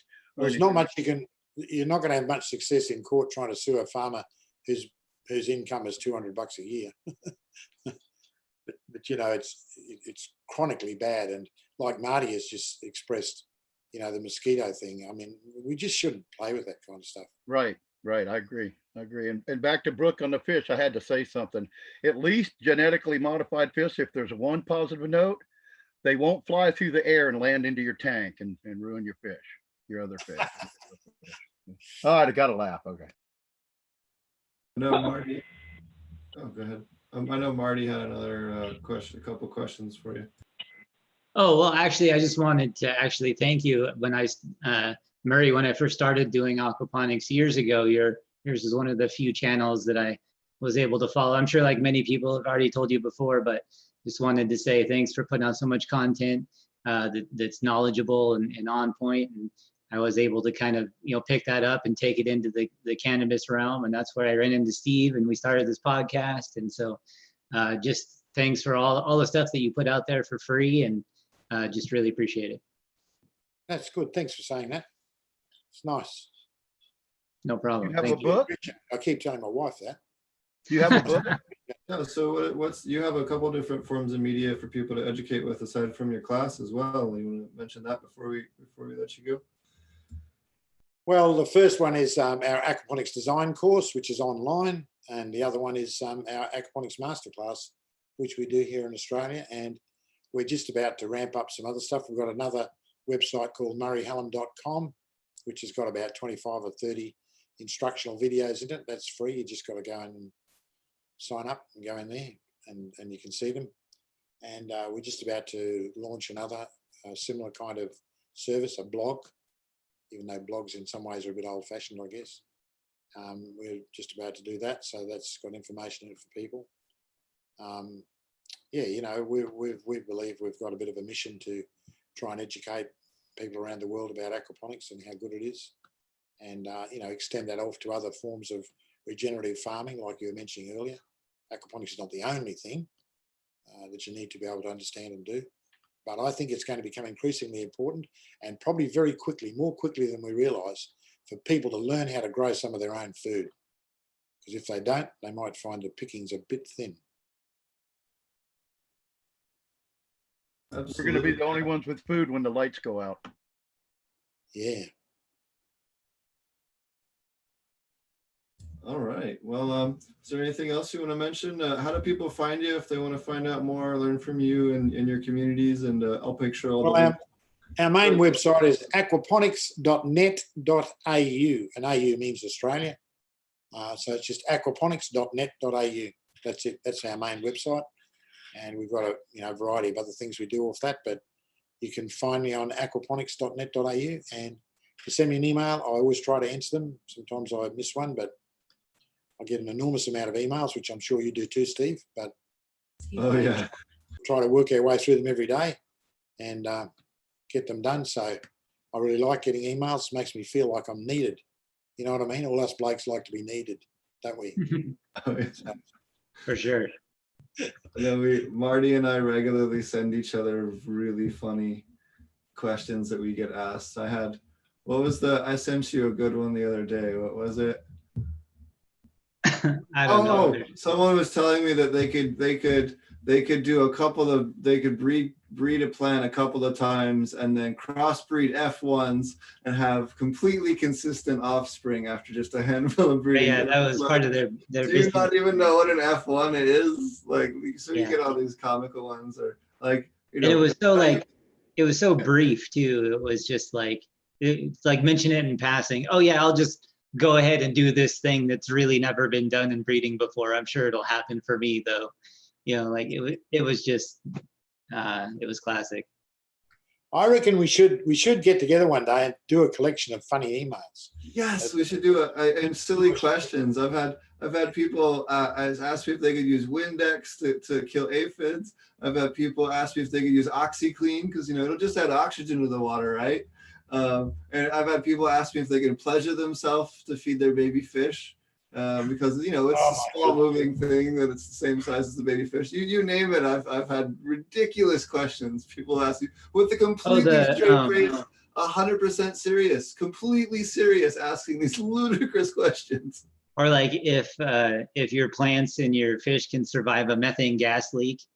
That was what is the acceptable level of radium in the water? I had that from an Australian customer. Radon and radium levels that are acceptable in aquaponic water. Depends if you want to glow in the dark or not. I don't know. You want superpowers? How much? You know. Yeah, you get some funny ones, all right. What about you, Murray? What's some good ones that you got? I'm trying to think of a few because I get quite a few of them, but yeah, I can't think of any right now. But I often say to my wife because I read some out to her every now and again because I answer a lot of my questions in the middle of the night, and on my laptop. I'll say, oh, here's another one for you. Have a listen to this. But yeah, I should write them down. I keep saying to her we should collect them all up. Yeah, but you don't want to embarrass your students, do you, by publishing them? That'd be terrible. Oh, it has to all be anonymous, but we should get together with some of the other aquaponics people and just compile a master list of all the funny questions. Yeah. Here's some of the questions you should never ask and do a list like that, eh? Yeah. Or if you do, just know we laugh at you. Yeah, fishy nightmares or something like that. Well, we'll answer your question, but we'll also laugh at you. Yeah, I even answer the silly ones because, you know, I just assume that they're asking it honestly and genuinely. They're not. Oh yeah, I still answer everyone, even if I think it's silly. I mean, you know, a lot of times, I'm sure a lot of questions I asked when I first started were silly. So Yeah. you know, I just think that some of them are more entertaining than others for sure. Yeah, but I answer all of them. I enjoy it. And some of the names people have are quite funny too, that they think up for an alias for themselves. That's another funny one we get, because at the end of the training course, we send them out a certificate, you know, if they've done their homework correctly. And what they've done is they've signed up with a fake email address, and then you try and send to it, and it bounces, and then they start complaining from another email address that they haven't received their certificate, and you know it gets complicated. But anyway, that's what some people do. Well, Steve, thank you for inviting me. I really appreciate that. It's been fun catching up and seeing good old Roger again, and all you guys. First time I've met you, Marty, and very nice to meet you, sir. Brooke, and all the other people that are out there listening, which I hope there are thousands and thousands. Pleasure. It's been fun. It's nice to see your farm. It's always nice to see some plants in the background. Yeah, absolutely. Thanks so much for taking the time. I know we've been trying to get you on for a long time. You've been probably our most requested guest for the show, so I really appreciate you taking the time to come on. Thanks a lot. Anyway, no doubt, Steve, I'll see you again next year at the Aquaponics Association conference, wherever it's going to be held. I don't know. And it's always fun to go to those places and meet the people. Oh, yeah. All righty. Well, thanks again. And we'll catch you again, hopefully another time soon. It'll be a little bit easier once I move to Africa. So. Okay. Thanks, Steve. Blast, Murray. Cheers. It was a blast, man. Thank you. See you later on, eh? Awesome. Cheers, Murray. Good to see you. So I know Roger had a couple of announcements that he wanted to mention real quick before we move on. Yeah, our primary announcement. But hey, back to the funny things. The funniest thing I've been asked so far is, can we use our cow poop in our aquaponic system? And emphatically, I've done that one multiple times. I don't know what it is, and it's always cow poop. Like it's never every Why- once in a while, I guess it's why like cow duck poop? or something, but Or it's always, human, always or the cow poop. Or humanure. That's the other good one. Yeah. Human Or can I pee in my tank? Oh yeah, they love to use human excrement. Yeah, they love to ask about that for sure. I had that in our group today, this evening actually, which we said, you know what, just use some ammonium sulfate. We got it in stock. It's cheap. It's safe. It's pure. Come on, it's easy. Yeah. Anyway, one of the announcements we want to throw out there is here extremely soon. We've brought it up before, and when I say extremely soon, we're actually putting it on the website right now. Is our subscription service for commercial aquaponics. And basically how it works is when you sign up, you will send in a bottle of your system water of about 8 ounces. It will be tested and we will analyze that sample along with the information you give us about your grow, for what you're growing, what other conditions you might have. And we will send you not only a written statement of what you should do over the next month, but also the minerals and other nutrients, micro, macro, that you may be lacking in your system. So the two things that'll happen is you'll find out, do I need to make water changes? Do I need to stop adding a certain something that I'm adding? Do I need to drop down the amount of fish or the amount of fish food? Do I need to add more plants? And then also you'll get these packs of minerals that you will add either once a week or once every 2 weeks. That way it's nice and simple, and you cut out your need for a farm manager that you spend so much money on all year long for a very, very cost effective fix to get a huge boost on your ROI or return on investment. And that's a big thing. We see so many farms fail because they just don't have either what they need in place to understand what their plants need or their system needs as a whole, or they're paying so much money to get to that point that they just can't sustain. So that's a service we're just about to kick off the ground and launch and get going, and we hope it's going to help an awful lot of people. And that would be folks in the cannabis industry, as well as any vegetable produce that they may be trying to sell commercially. We really think it's going to make a big splash, no pun, actually all pun intended, when it comes out. Yeah, it's really one of the. Roger, can I speak to that for 1 sec? I just think even if you're doing great, that service is almost more important to you, because a lot of guys, everything's going great and they don't realize when something's working perfectly, that's the time to get a snapshot of what you got, because a lot of times everything's perfect, but you don't know what that looks like in your test results, and that gives them the ability to take the advantage of that service too. So I just found out about that. You guys mentioning that. I've been paying a guy to look at my water, and that makes perfect sense, because whether you're having problems or not, you need to have that same service because it gives you a look at what you got. Really Okay. good point. It just the whole point is to take away the most complicated part. What's the most complicated part of an aquaponic facility is managing the nutrients, making sure that all the plants are at optimal growth rate and everything else. So if we know what crops you have in there and everything else, with all the data that I have, Roger has, and a couple of other people that we're working with have, we've aggregated all of this into this immense, incredible database that we use to, that's based on real world production numbers at high, top production.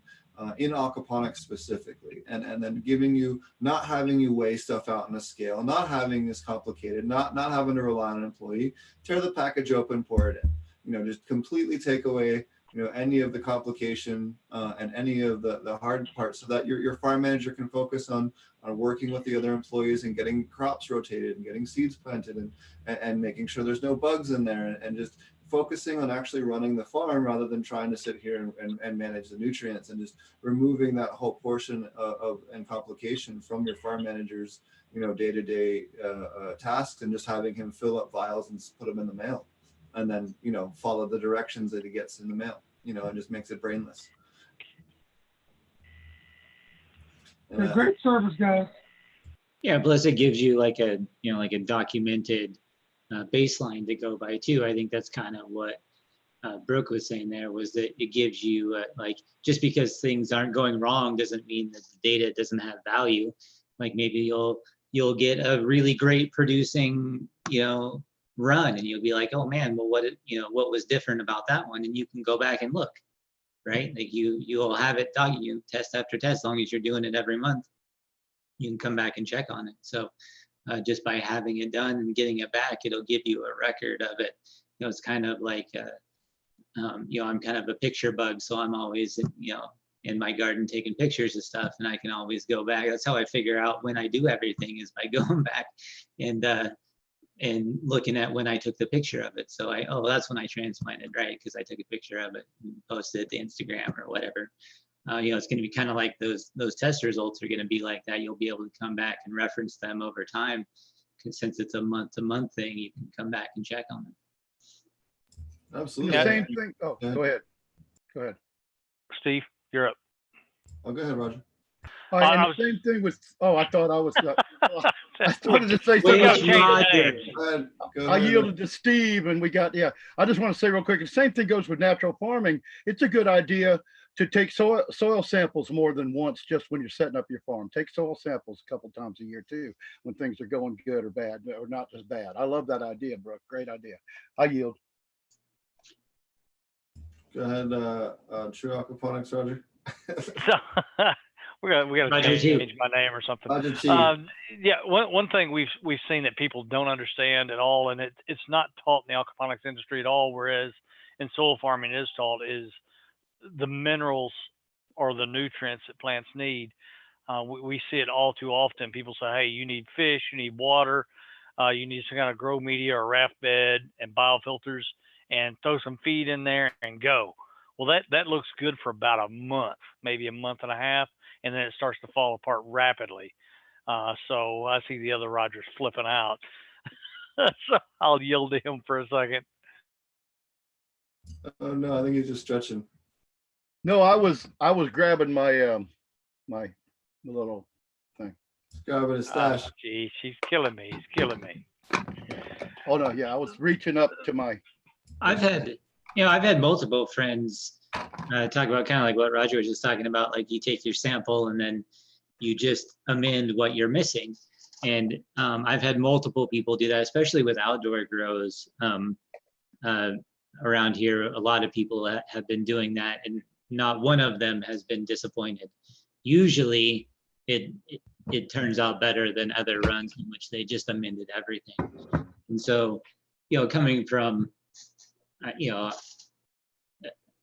there are people that threw their soil out after every run in indoor runs. Like that was the common thing to do, like, and we can all look back and we can shake our heads at those people, but in the end that they did what they did.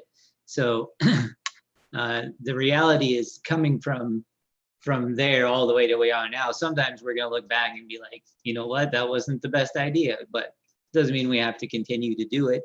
And I just think this service is going to help a lot of people to be able to get over that that initial sort of plateau that Roger was talking about. Everything's good for a month and then shit starts falling apart. But if you can get over just that little bit that you need to do in order to keep things balanced, people talk about it like it's a lot of maintenance, and it's just really not. If you can get over that hump of sort of that initial crash and just understand enough of what you need to be able to amend into your system, whether you're talking about living soil or you're talking about aquaponics, I just feel like aquaponics is like a faster loop than what you can do in like a living soil situation, manipulate it in more ways and feed it in more ways. But overall, you're just looking to close that loop of nutrients into plant growth, and you got to keep that balance, like we talk about all the time. If you want to look up like Mulder's chart or any of that stuff, but keeping those ratios in check is more important than the overall total numbers. What you got there, Roger? Roger 1. Roger T. This is the Congo. This is the Congo. Oh, that Roger. That Vision had worked with and provided to a lot of his friends, and I just say that I got this from one of Vision's friends on the West Cool. Coast, and it's really nice. It's a very nice strain here. Excellent.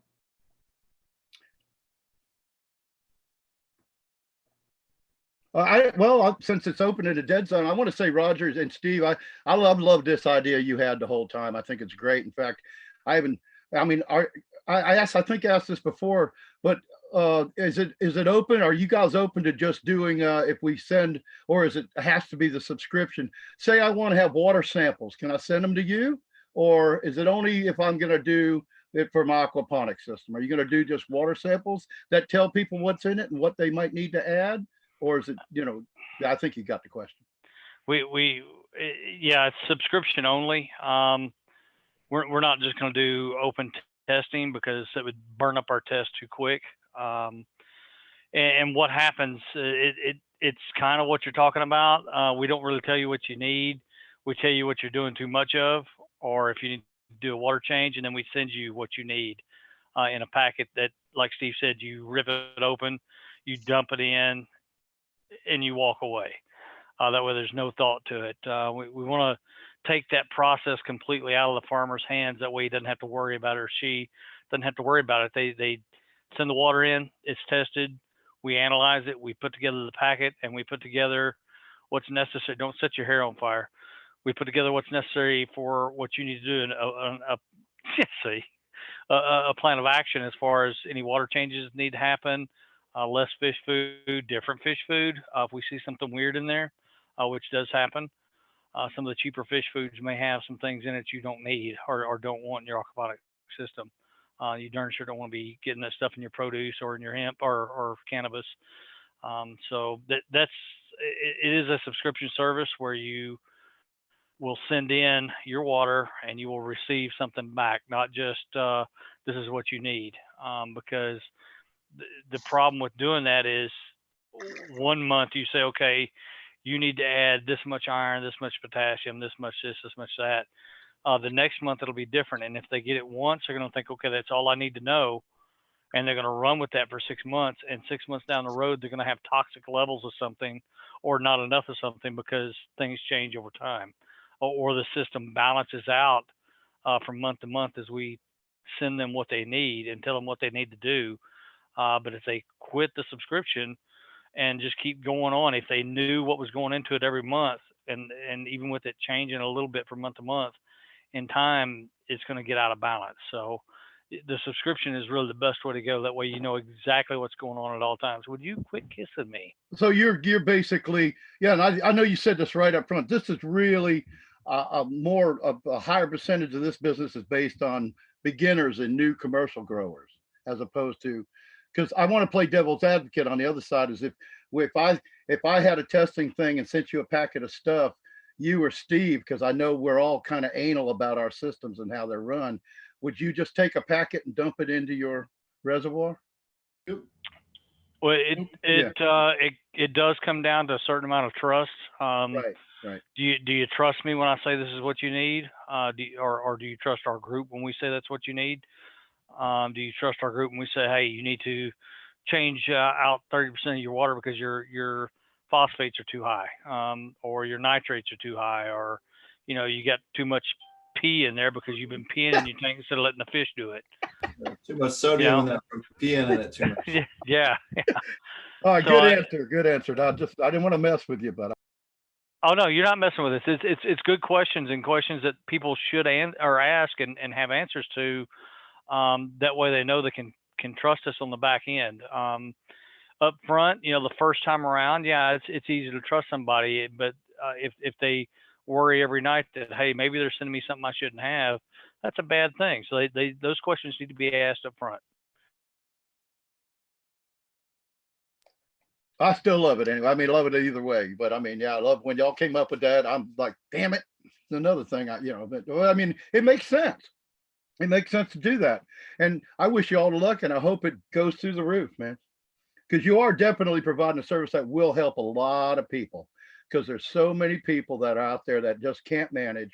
I'm not sure if I agree with what you said about getting rid of your farm manager, because somebody's still got to go look for bugs and disease. But get rid of that as far task as from making your, go ahead.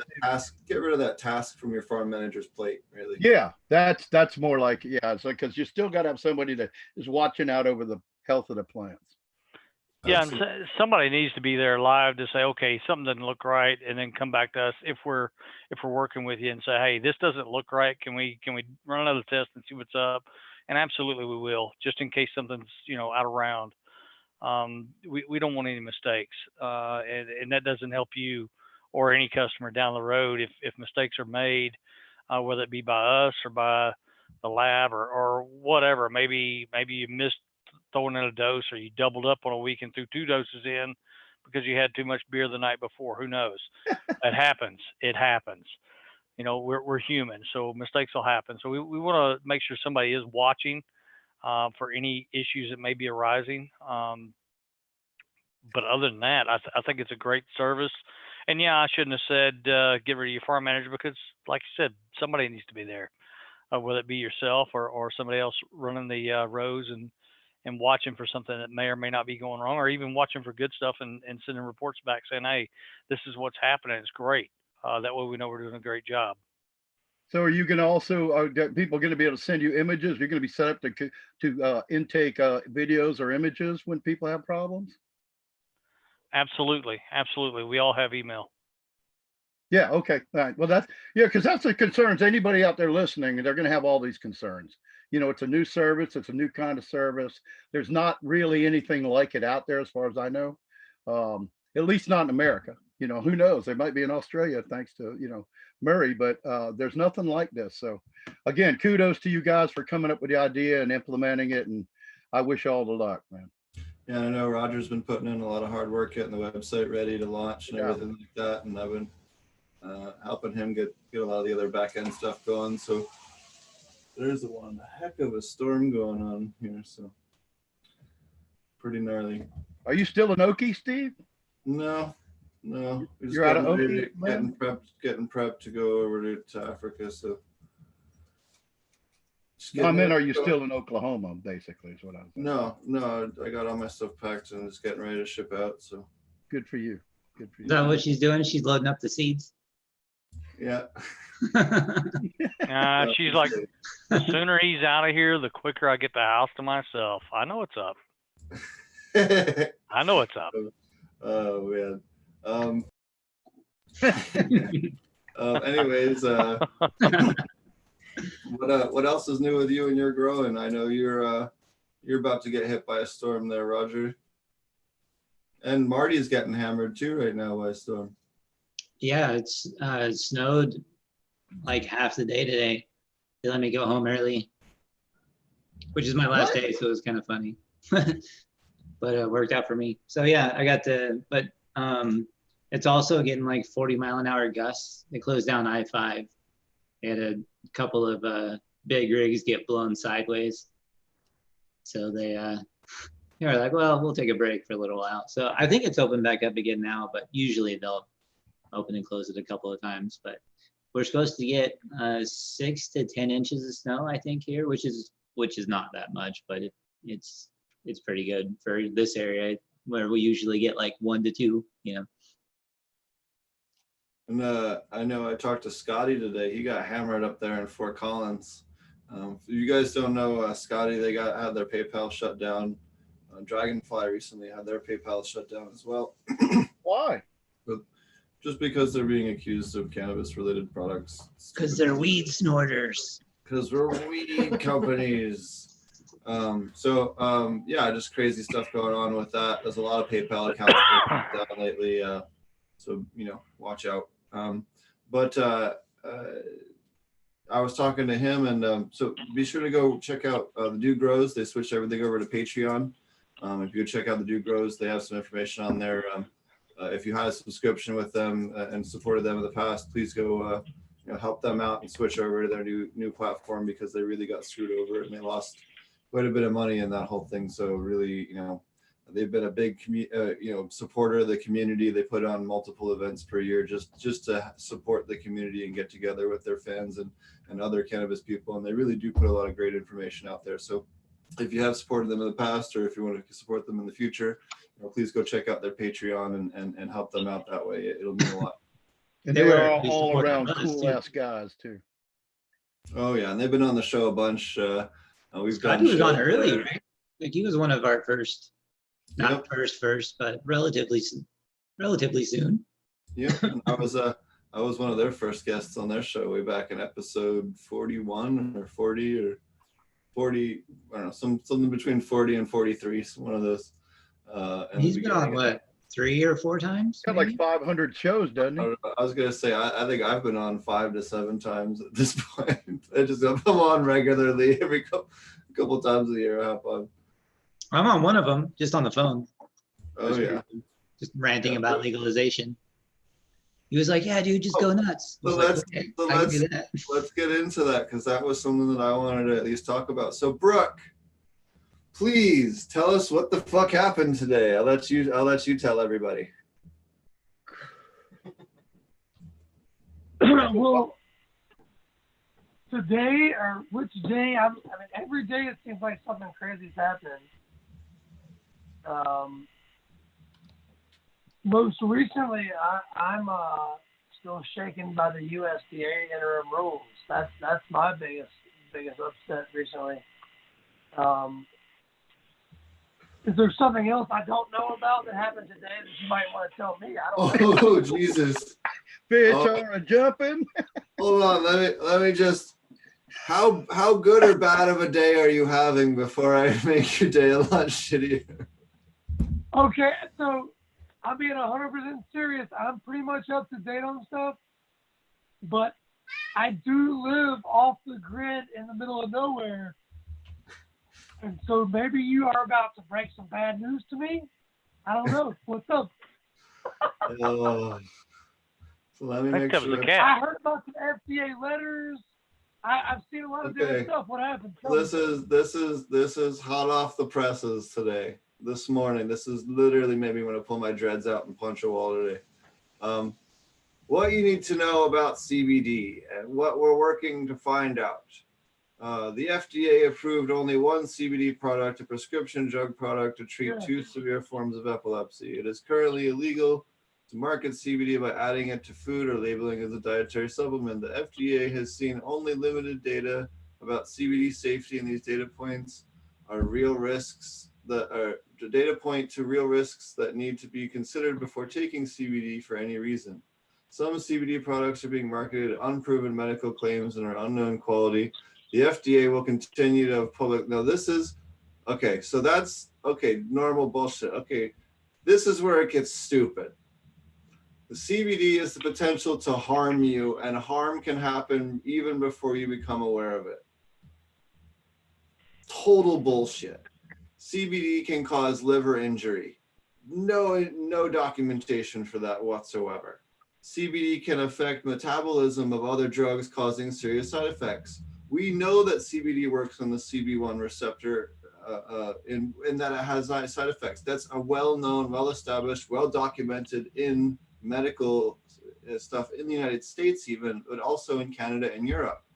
That's well-documented, not going back over 10 years, at least in academia. So CBD can cause side effects that might cause that you might notice. Side effects should improve when CBD is stopped or when amount is ingested is reduced. The use of CBD with alcohol or other central nervous system depressants increases the risk of sedation, drowsiness, which can lead to injuries. Don't mix a lot of drugs. I think that's, again, another no-brainer that does, trying to lump that with CBD is total BS. There's that you're just grasping at straws here. Yeah. I think that's the name I of think grasping at straws. I think Changes. the first part of what you've seen and the first part of what you just put forth is something they've already said before. They said it 100 times before, that they have a certain position and they're not going to change on it. I think those additional thoughts that they're putting on it, those unreasonable and unrealistic characterizations of the situation are really just their whole point at beating up liability. Yep. They're trying to they don't want anyone to be liable for claims. I think the FDA, for one, they're not the DEA, they're not the FBI, they're not the CIA. They're not going to come down and knock down most person's doors. They're not some huge enforcement industry in regards to the average consumer. So yes, they put out these things. I think it does scare off a lot of us in the production world. But the reality is that we don't expect anything other than unrealistic bullshit from regulatory agencies. And I think I'm not surprised. I don't really think it means a lot for a lot of us producers because the fight is not really defined legally. It's a lot of talk. And I don't really know what it means to shake down legally. So we'll see. I'm going to go finish through this, and then I'm going to explain what this immediately translated into. So changes in alertness, most commonly experienced as drowsiness and sleepiness. Gastrointestinal distress, most commonly experienced as diarrhea or decreased appetite. Again, total bullshit. Changes in mood, most commonly experienced as irritable and agitated, or agitation. Who the hell is more irritable and agitated on CBD? Has anyone ever met a single person that had that happen? No, of course not. There are many important aspects of CBD that we just don't know, such as what happens if you take CBD daily in sustained periods of time? What is the effect of CBD on developing brains, such as children who take CBD? Here we go. What about the children? Stupid bullshit. I don't know. What about the children? What about Charlotte? Or any of the thousands of other children whose lives have been saved because of from terminal seizure disorders that are still alive today. What about those children? I absolutely agree. What about those children? What about the children with autism who are now learning at a much better rate in schools? What about those children on the developing mind? I couldn't agree with them more, except I disagree with their point. What are the effects of CBD on developing fetus and breastfed newborns? What does CBD interact with herbs and other botanicals? What does CBD cause male reproductive toxicity in humans? And as has been reported in studies of animals. Where are they getting this shit? This is they're totally grasping at straws. None of this is any weight in any kind of scientific anything. It's just scientific pharmaceutical company propaganda. That's all it is. Just well, if anything, it speaks to what happens if you isolate something maybe and combine it with some of their weird stuff. Maybe that's where they're getting these weird results, but you're not getting that from full spectrum real plant products. You're not getting any of those results from what most people are producing. The liver is not being destroyed by products that aren't being totally isolated and specified by labs. I don't think that's. I think there's a lot of variance in what they're saying here. Oh, I bet it's the rush. They're not saying the variance. I think they're not showing there is a variance. Well, like I said, it's just the same bullshit propaganda. They just don't care. Yeah, I think that I can't believe the fucking word they say. Like, if you really want to come down to it, I mean, these are the same motherfuckers that have tried to tell us that cannabis is this disgusting gateway drug that everyone should be arrested and thrown in jail for the rest of their fucking lives to grow a fucking plant. Like, their opinion just holds no value to me whatsoever. I will not fucking believe anything that they say about it. Like, I'm not saying that, like, I don't disagree with anything that Brooke is saying. I'm just, I could give a fuck other than it determines regulations. Like, that's the fucked part of it, is that these are the people that get to decide. But at the same time, like, I'm not surprised that they have a totally uninformed opinion that's completely, like, cherry picked from just the one perspective they want to look at it from. Should be what we expect at this point. What's the source? This is although the risk was So this is the biggest bullshit. Their evidence for liver injury goes, the occurrence of this liver injury was identified through blood tests, as often the case with early problems with the liver, not liver tissue samples. So if you didn't see that, you're full of shit. You don't know if that's a false positive in your tests. That's shitty science right there. That right there blows a hole in that whole argument. You know, you have no way of knowing if that's a false positive unless you look at a liver tissue. But they don't care. They can slap it No, on they the story. don't care. They The do not average care. person will read. We know that. We know they What? don't care. They haven't outlawed cigarettes. Cigarettes are illegal. Cigarettes kill people. Yeah. And so no one's arguing that, yet we're arguing this. Again, I don't see any logic in what they're doing, and people try to jump into their argument and try to find logic in it. I don't find any logic in it, but it is what they're saying, and it's what we're trying to argue about, I guess, with the details. Well, we're And not this really is- this arguing is- with you. We're arguing for the whole idea that this is total bullshit. And, you know, It's total bullshit. Yeah, This from is- multiple standpoints, though. It's total bullshit in what they're presenting, and it's total bullshit what they're trying to enforce. They're using total bullshit to enforce total bullshit. what So was it's really frustrating. Not only that, so they go, this risk can be managed when the FDA approved CBD drug product is taken under medical supervision, but is less clear how it might be managed when CBD is used far more widely without medical supervision, not in accordance with FDA approved labeling. That's fucking bullshit. That's absolute, pure, unadulterated, undistilled bullshit. Exactly. Can you tell us where But this it should still be what you should expect at this point. Like, we should expect it. Like, we're like, oh, look, here's those guys that shoveled all that bullshit for years.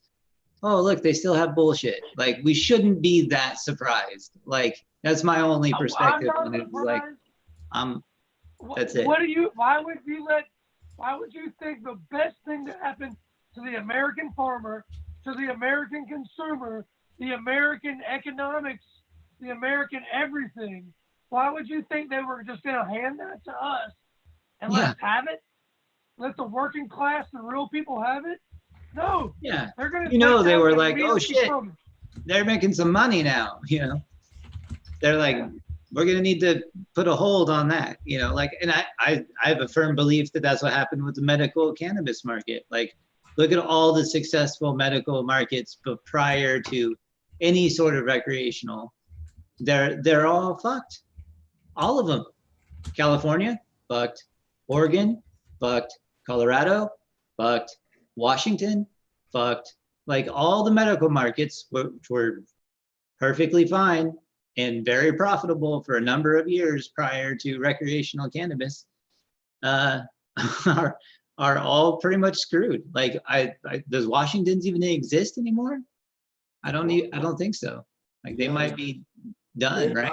I think, what was it last time we talked about? I think it was 112 patients left, or 100, like something like that. And there was one or two dispensaries in the state that even had a room for it. Like, Oregon is down to 3 dispensaries for the entire state, medical only dispensaries. Obviously, we have a ton of recreational dispensaries, but medical dispensaries, there's 3 for the entire state left. After there were, I mean, literally hundreds prior to even just recreational anything. So it just, I feel like they were targeted. They were like, oh shit, you know, they're look at all this tax money, look at all this other, like, we need control of this industry, like we have control over all the other ones. And just like that, like we talked about when they had that whole debacle with extracts, where basically extracts were illegal in Oregon for like 2 months. They're like, oh, we need to reset this market. Here's a nice little regulation we'll put in place. Okay, now the only extracts you can sell out of your dispensary come from state certified laboratories. And if you don't have certifications from these state-ran laboratories, then you can't sell it out of your dispensary. It's illegal. Actually, we can come arrest you for it. So this is like new development, right? So you're like, okay, well, how many, where are these labs at? Can we get a list of them? Oh, well, we're sort of behind on issuing those. So there are none right now. So there was a period in time in which there were basically no extracts available and they were illegal in Oregon up until they passed, can't remember what amendment is. It's like SB 2040 or some crap like that.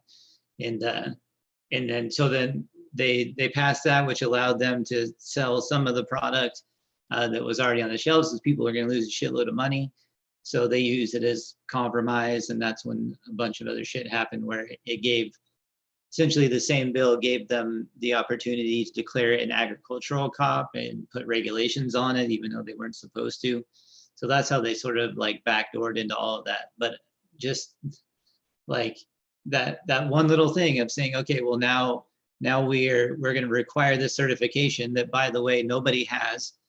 And then we're going to take forever to certify a new one. And then at first we're only going to do 3. So those 3 labs are going to be slammed. So that took a completely healthy market, put it on pause until all these rich guys could get stock in place, and then reset it with exactly how they wanted it. And they had complete control after that to be able to release licenses as they wanted to, both for labs, for extractors, for wholesalers. The county ended up with, and cities ended up with control over regulations so that they would be able to say, okay, well, now you have to have the right zoning to be able to do anything, even medical. So they said, because it's an agricultural crop, whether it's medical or recreational, it doesn't matter. We're just creating our regulations around agricultural crops. And in this case, cannabis or hemp is considered a agricultural crop. And that's kind of like how they just shut down an entire market pretty much overnight. It was pretty crazy. I think the legislation was enforced in, like, I want to say November 1st. And then it wasn't until like January that they really had like a flow going. So it was a solid couple of months where it was really difficult to be able to get anything processed. Well, isn't it the same? That's Can you what hear the me? DEA just did here. That's where we're at with hemp. The new USDA rules says you have 1 lab basically per state that can even process your stuff. Yeah. In regards to testing, you got to have a DEA license. And so we went from being able to test all over the place to 1 place in the whole state. So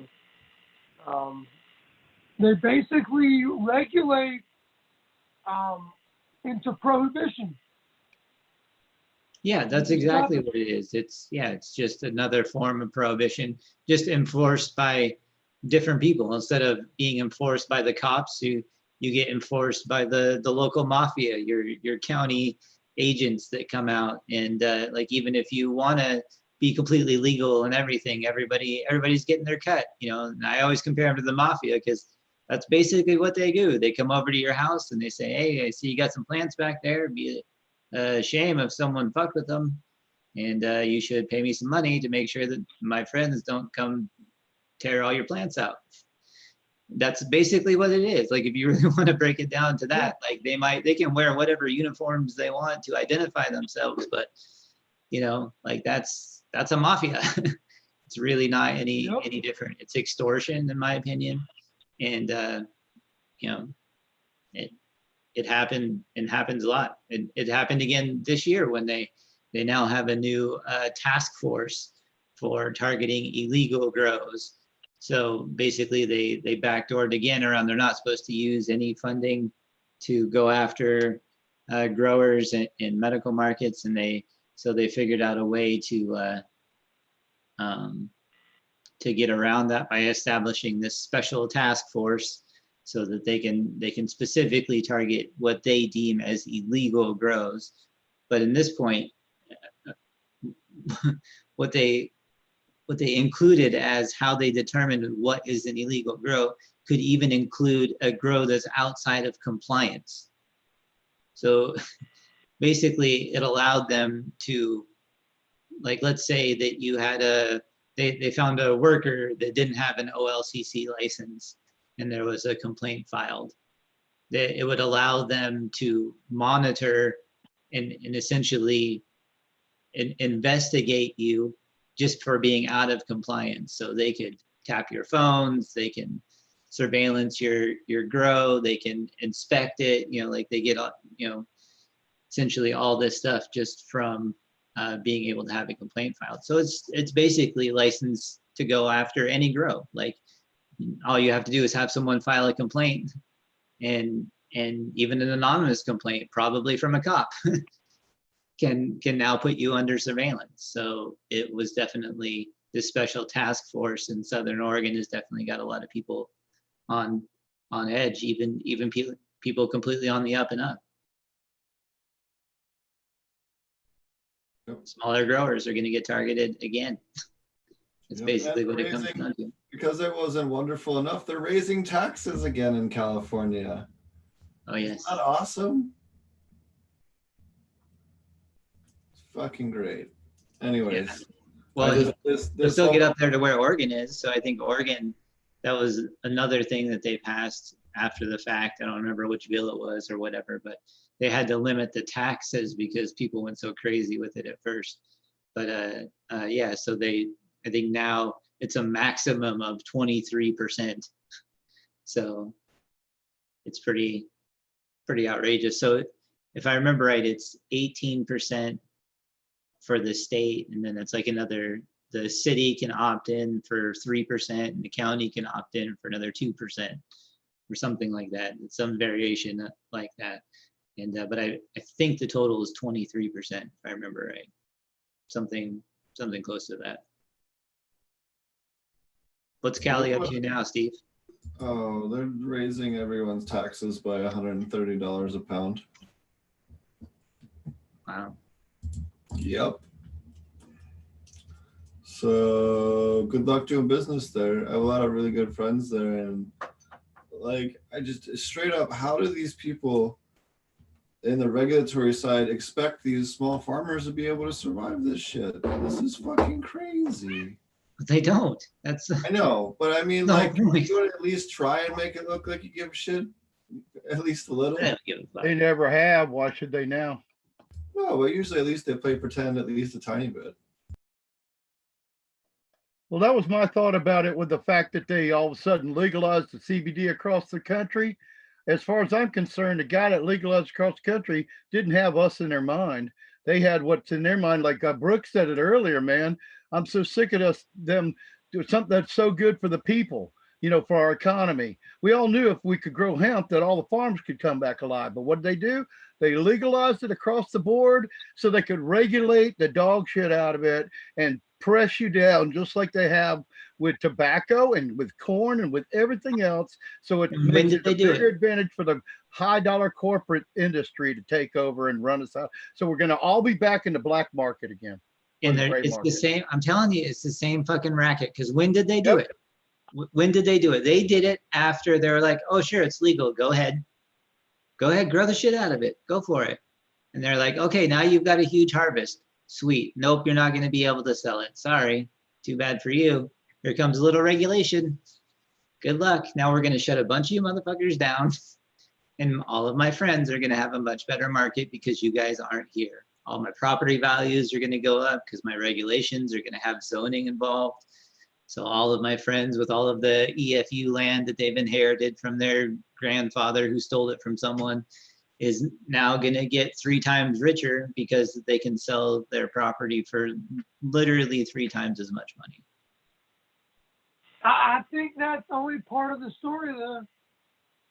I don't think that's all there is to be said about it. I think that's what they want to do with it.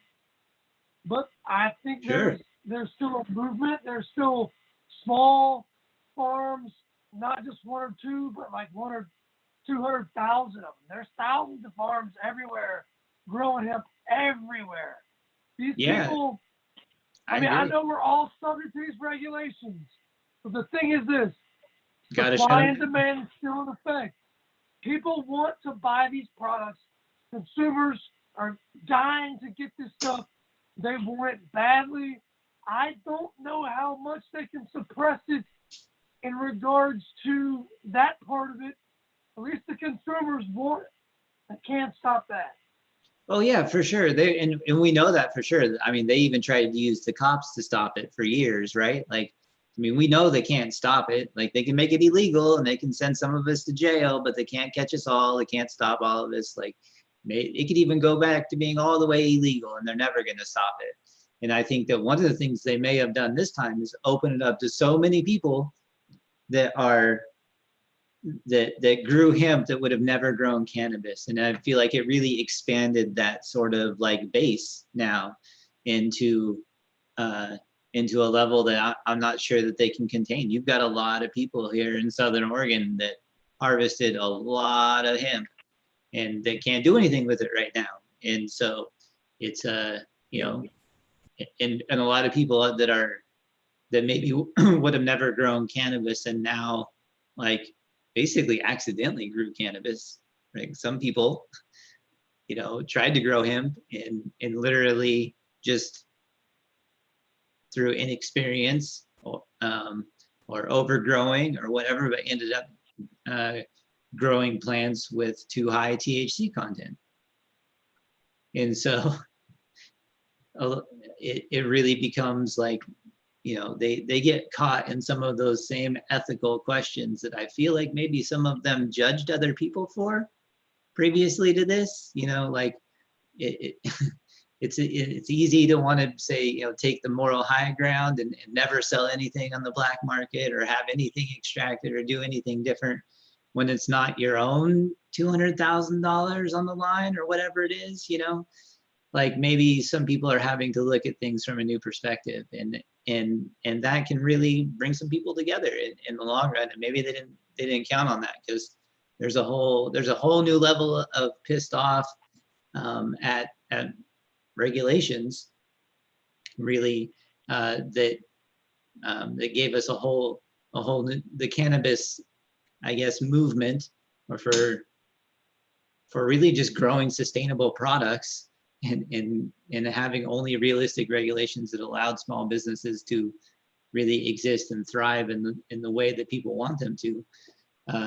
We've got a lot more people involved now, and I'm not sure that they really accounted for that. I hope they didn't account for that, and I hope that that's enough to keep them from doing what they've done in all of these other rackets. But I don't know. I guess I'm cynical to a certain extent. You know, having been, you know, essentially regulated out of my first house and moved here. And then, you know, that took like 2 years of working 2 jobs. And by the time I got here, now I can't even get a license. So, you know, I might be able to get one eventually, but it's all shut down right now. They're not giving out any new ones. So I can grow hemp, but I can't grow cannabis other than medical, which is much more limited in terms of scope. So to give you an idea, I can grow up to 48 plants on a plant count if I have 6 patients maximum. And then I still have to do all the plant tracking and security cameras and all the stuff that they require you to have in Oregon to do all that stuff.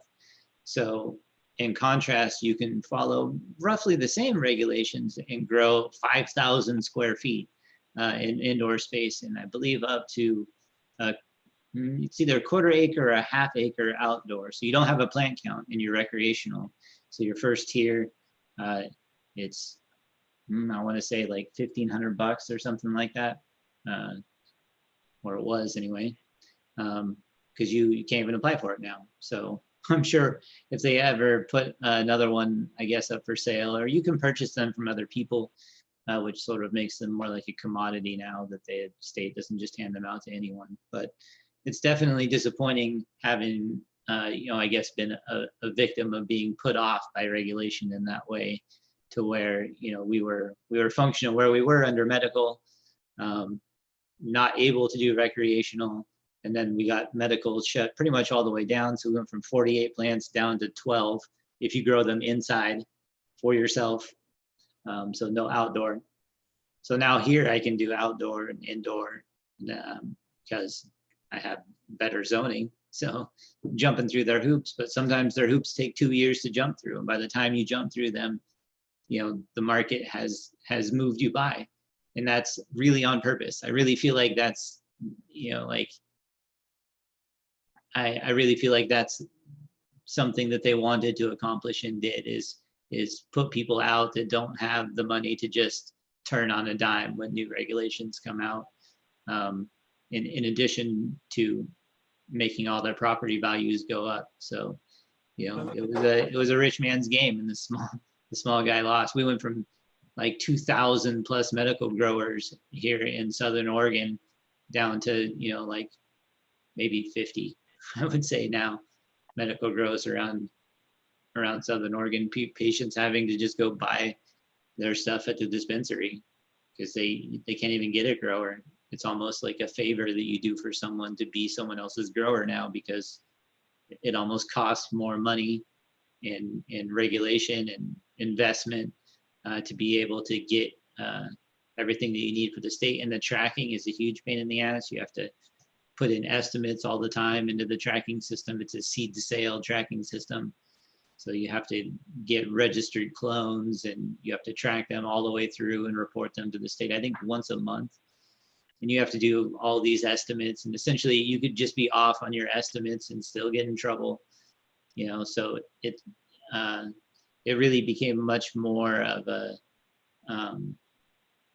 difficult thing to be a grower for someone else, and they definitely don't want you to profit off of it. You know, essentially their idea is that, you know, if you want to be profitable, you should be in recreational cannabis, which I vehemently disagree with, but I don't make state laws, so.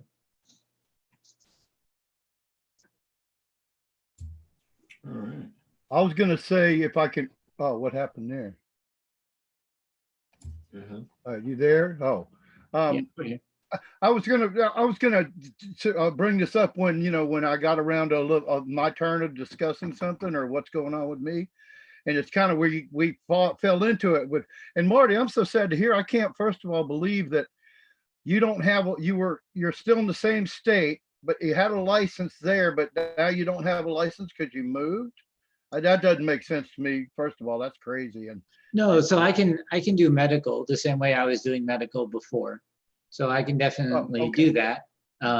So that's not the issue. I can't get a recreational license, which would essentially be the same amount of investment, but a ton more grow space. So everything is leaned towards, and plus I can sell to way more dispensaries. So the difference being that, let's say you're a medical grower and you grow quote unquote medical cannabis. You can only sell 20 pounds of your harvest to recreational dispensaries. The rest has to be sold to a medical dispensary, and there's only 3 for the entire state. yeah, I got that. Yeah, I got that a while ago. So it's just that it's everything is leaned heavily towards recreational. But so a lot of people that still grow in the medical market actually choose to do just 12 plants. So if you do 12 plants or less, then you don't have to enter anything into the tracking system. You don't have to have any security cameras. You don't. So they just basically, they grow the biggest fucking 12 plants that you could ever think of growing. And that's how a lot of, like, the medicine that gets turned into like RSO and stuff like that gets given away for free. A lot of the still true medical environment growers who are growing you know, medically viable strains, as opposed to just, you know, Girl Scout cookie or whatever is trending at the moment. So I do think that you still have that core, but that's basically where they've moved to, is just doing what is still the minimal investment for the maximum amount of plant material to make things like, you know, RSO or FICO or whatever you want to call it. Yeah, keeps them off the radar, so to speak. And they just do Brooke had to go pee in his system. Yeah. Okay. So do what? I said Brooke had to go pee in his system. No, I'm just kidding. Yeah, okay. Marty, I don't know. You might have missed that earlier, Marty, because you came in late. But we talked about. Yeah, no, you were here when we talked. Yeah, I was here. Yeah. Yeah, sorry. All right. Well, it's getting pretty late, guys. I think we're gonna wrap up the show. I want to give a big thank you to Murray Hallam for coming on the show. and check him out at aquaponics.com.au, I believe it was. Let me double check. I have all the links here. All the links in the description and all that. So whatever format you're listening to. Or just type in Aquaponics Murray on just about any platform, and I'm sure you'll get about 20 videos. Yeah. He's got some really great content. Getting back here, along. I got it in front of me. Practical Aquaponics, and then his website is aquaponics.net.au. I'm sorry. Right. Yep. Simple. And you can email him at murray@aquaponics.net.au if you got a question. And then also shout out to Roger from True Aquaponics. We'll, in the subscription that we're launching, he had to run a little bit early, but big shout out to him. And you can check out more information at him at trueaquaponics.com. He's also True Aquaponics on Facebook. A wonderful community. He pleases it. It's very friendly, very positive, very little negativity there. He doesn't tolerate it, so it's very nice. And you can find out more information about both the subscription service. That should be up aiming for Friday, but don't quote me on that. If it doesn't get done by then, we're just finishing up and kind of making sure all the website backend works out well before we put a ton of load on it. So, and shout out, thanks a lot for those guys. And then why don't you tell everybody how to find you there, Marty? Oh yeah, so you can find me on YouTube at AP Meds. You can find me on Facebook in the Aquaponic Cannabis Growers group. Always hanging out there. So on Patreon at AP Meds, on Instagram at AP Meds. So we've got the flower room mostly set up. I've got I think nine out of 12 plants are set up. So taking the first clones, I think I took them about 3 or 4 days ago. So those are starting to come through this weekend. I'll be building the scrog net, getting that all set up so that I can keep them trained. So I got them topped and super cropped over, and drop a net down on top of them and start to really spread those out. So over the holiday weekend, I'll be getting that going and have videos up of that, and we'll get that kicked into flower hopefully by like the end of next week. Kind of depends. Really want to, I transplanted some larger plants into the system, so I really want to give them enough time to get established before I flip them into flower. But they're all in dual root zone pots. We got Thor's berry, which I've actually tried some flower of a while ago, but I've never been able to grow it, so I'm kind of excited for that. And then a new cross that a local breeder that I've done a couple of different runs of before. I have it's Pineapple by Banana Frost. So I'm kind of interested to see how that turns out. So check that out on YouTube at AP Meds, or on Instagram at AP Meds. Awesome. What about you, Roger? At I love growing marijuana.com, and I also have accounts at Facebook, Instagram, and I believe I do have a YouTube channel, but I'm not sure what I named it, but it's what I have to use in order to put videos on Instagram. So I got some there. It might be Roger Latewood. I'm not sure. And one thing I wanted to discuss, but we don't have to discuss it now if you want to end the show, but what I was getting at when we were talking about wrapping up the show, before wrapping up the show, was that here in Carolina, we've already gotten screwed over by the idea about that they've already changed the hemp bill. And what the difference is that SLED, the South Carolina Law Enforcement Division, got involved in the legislation of the bill, and it's been totally changed. So everything I told you guys about what we were doing with our hemp farm situation and the satellite farms that were under the license is all gone by the end of March. If you're in production, they gave you grandfathered until the new legislation, and the license will be issued around March 1st for 2020, and then it's going to be all different, and they've really raped the hell out of it. Even though, so my question is, just for everybody to think about for next time, and to cut this short, is that why should the state law enforcement division be involved in the agricultural commodity under the Department of Agriculture? They have no reason to be involved. They have no right to be involved. Well, that's what I said, brother. But so we don't have to, because if we start talking about that now, you're not getting off the show for a while. No, it's just there's So- nothing a lot to talk about. It's just they don't belong there, and that's literally all Yeah. there is to talk about. Yeah, I just wanted to get y'all all primed up for next time. I think about that so we can all have a hell of an argument about that. And I'll be Right checking. now, I'm just focused on things that affect international stuff and big scale stuff because half the farmers. Well, are- it does affect the national because they do it from state to state. They're going to keep Yeah, doing it. You know? but half the country's hemp farmers just got basically kicked in the face. So Yeah, right. you know.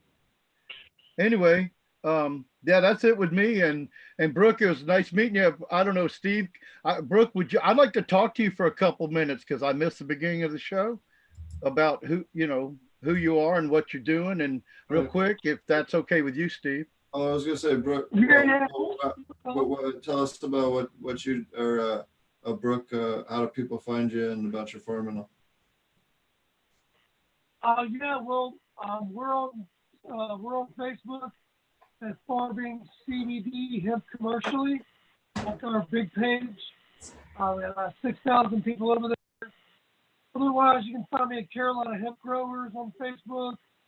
I got a couple of farm and garden supply stores called Lotus Farm and Garden. Just Google Brooke Sheffield, Google our stuff, man. You can find us. We're out there. We're on the show here with Steve every once in a while. And yeah, man, we're having a good time. We're just happy to be here, guys. Appreciate it. Yeah, I appreciate it, man. All right, well, you guys, I'm Steve. I know I never remember to tell anybody what my name is on any of the podcasts, which I noticed the other day, which is kind of funny. But I'm Steve. You can find me at Ponics on YouTube, SoundCloud, iTunes, iHeartRadio, I Love Marijuana, all the different places on the internet that we have this place posted up. And if you are going to be at Emerald Cup or at MJ BizCon, I will see you there. Yeah, I think that's about it for now. And have a safe and happy Thanksgiving. I think we're going to not have a show on Thursday. I might do a quick short Q&A if I'm bored. But otherwise, we won't have a show on Thursday, and then we'll be back again on Tuesday. We'll catch you guys again later. Thanks again for watching, and thanks for your continued support. Cheers.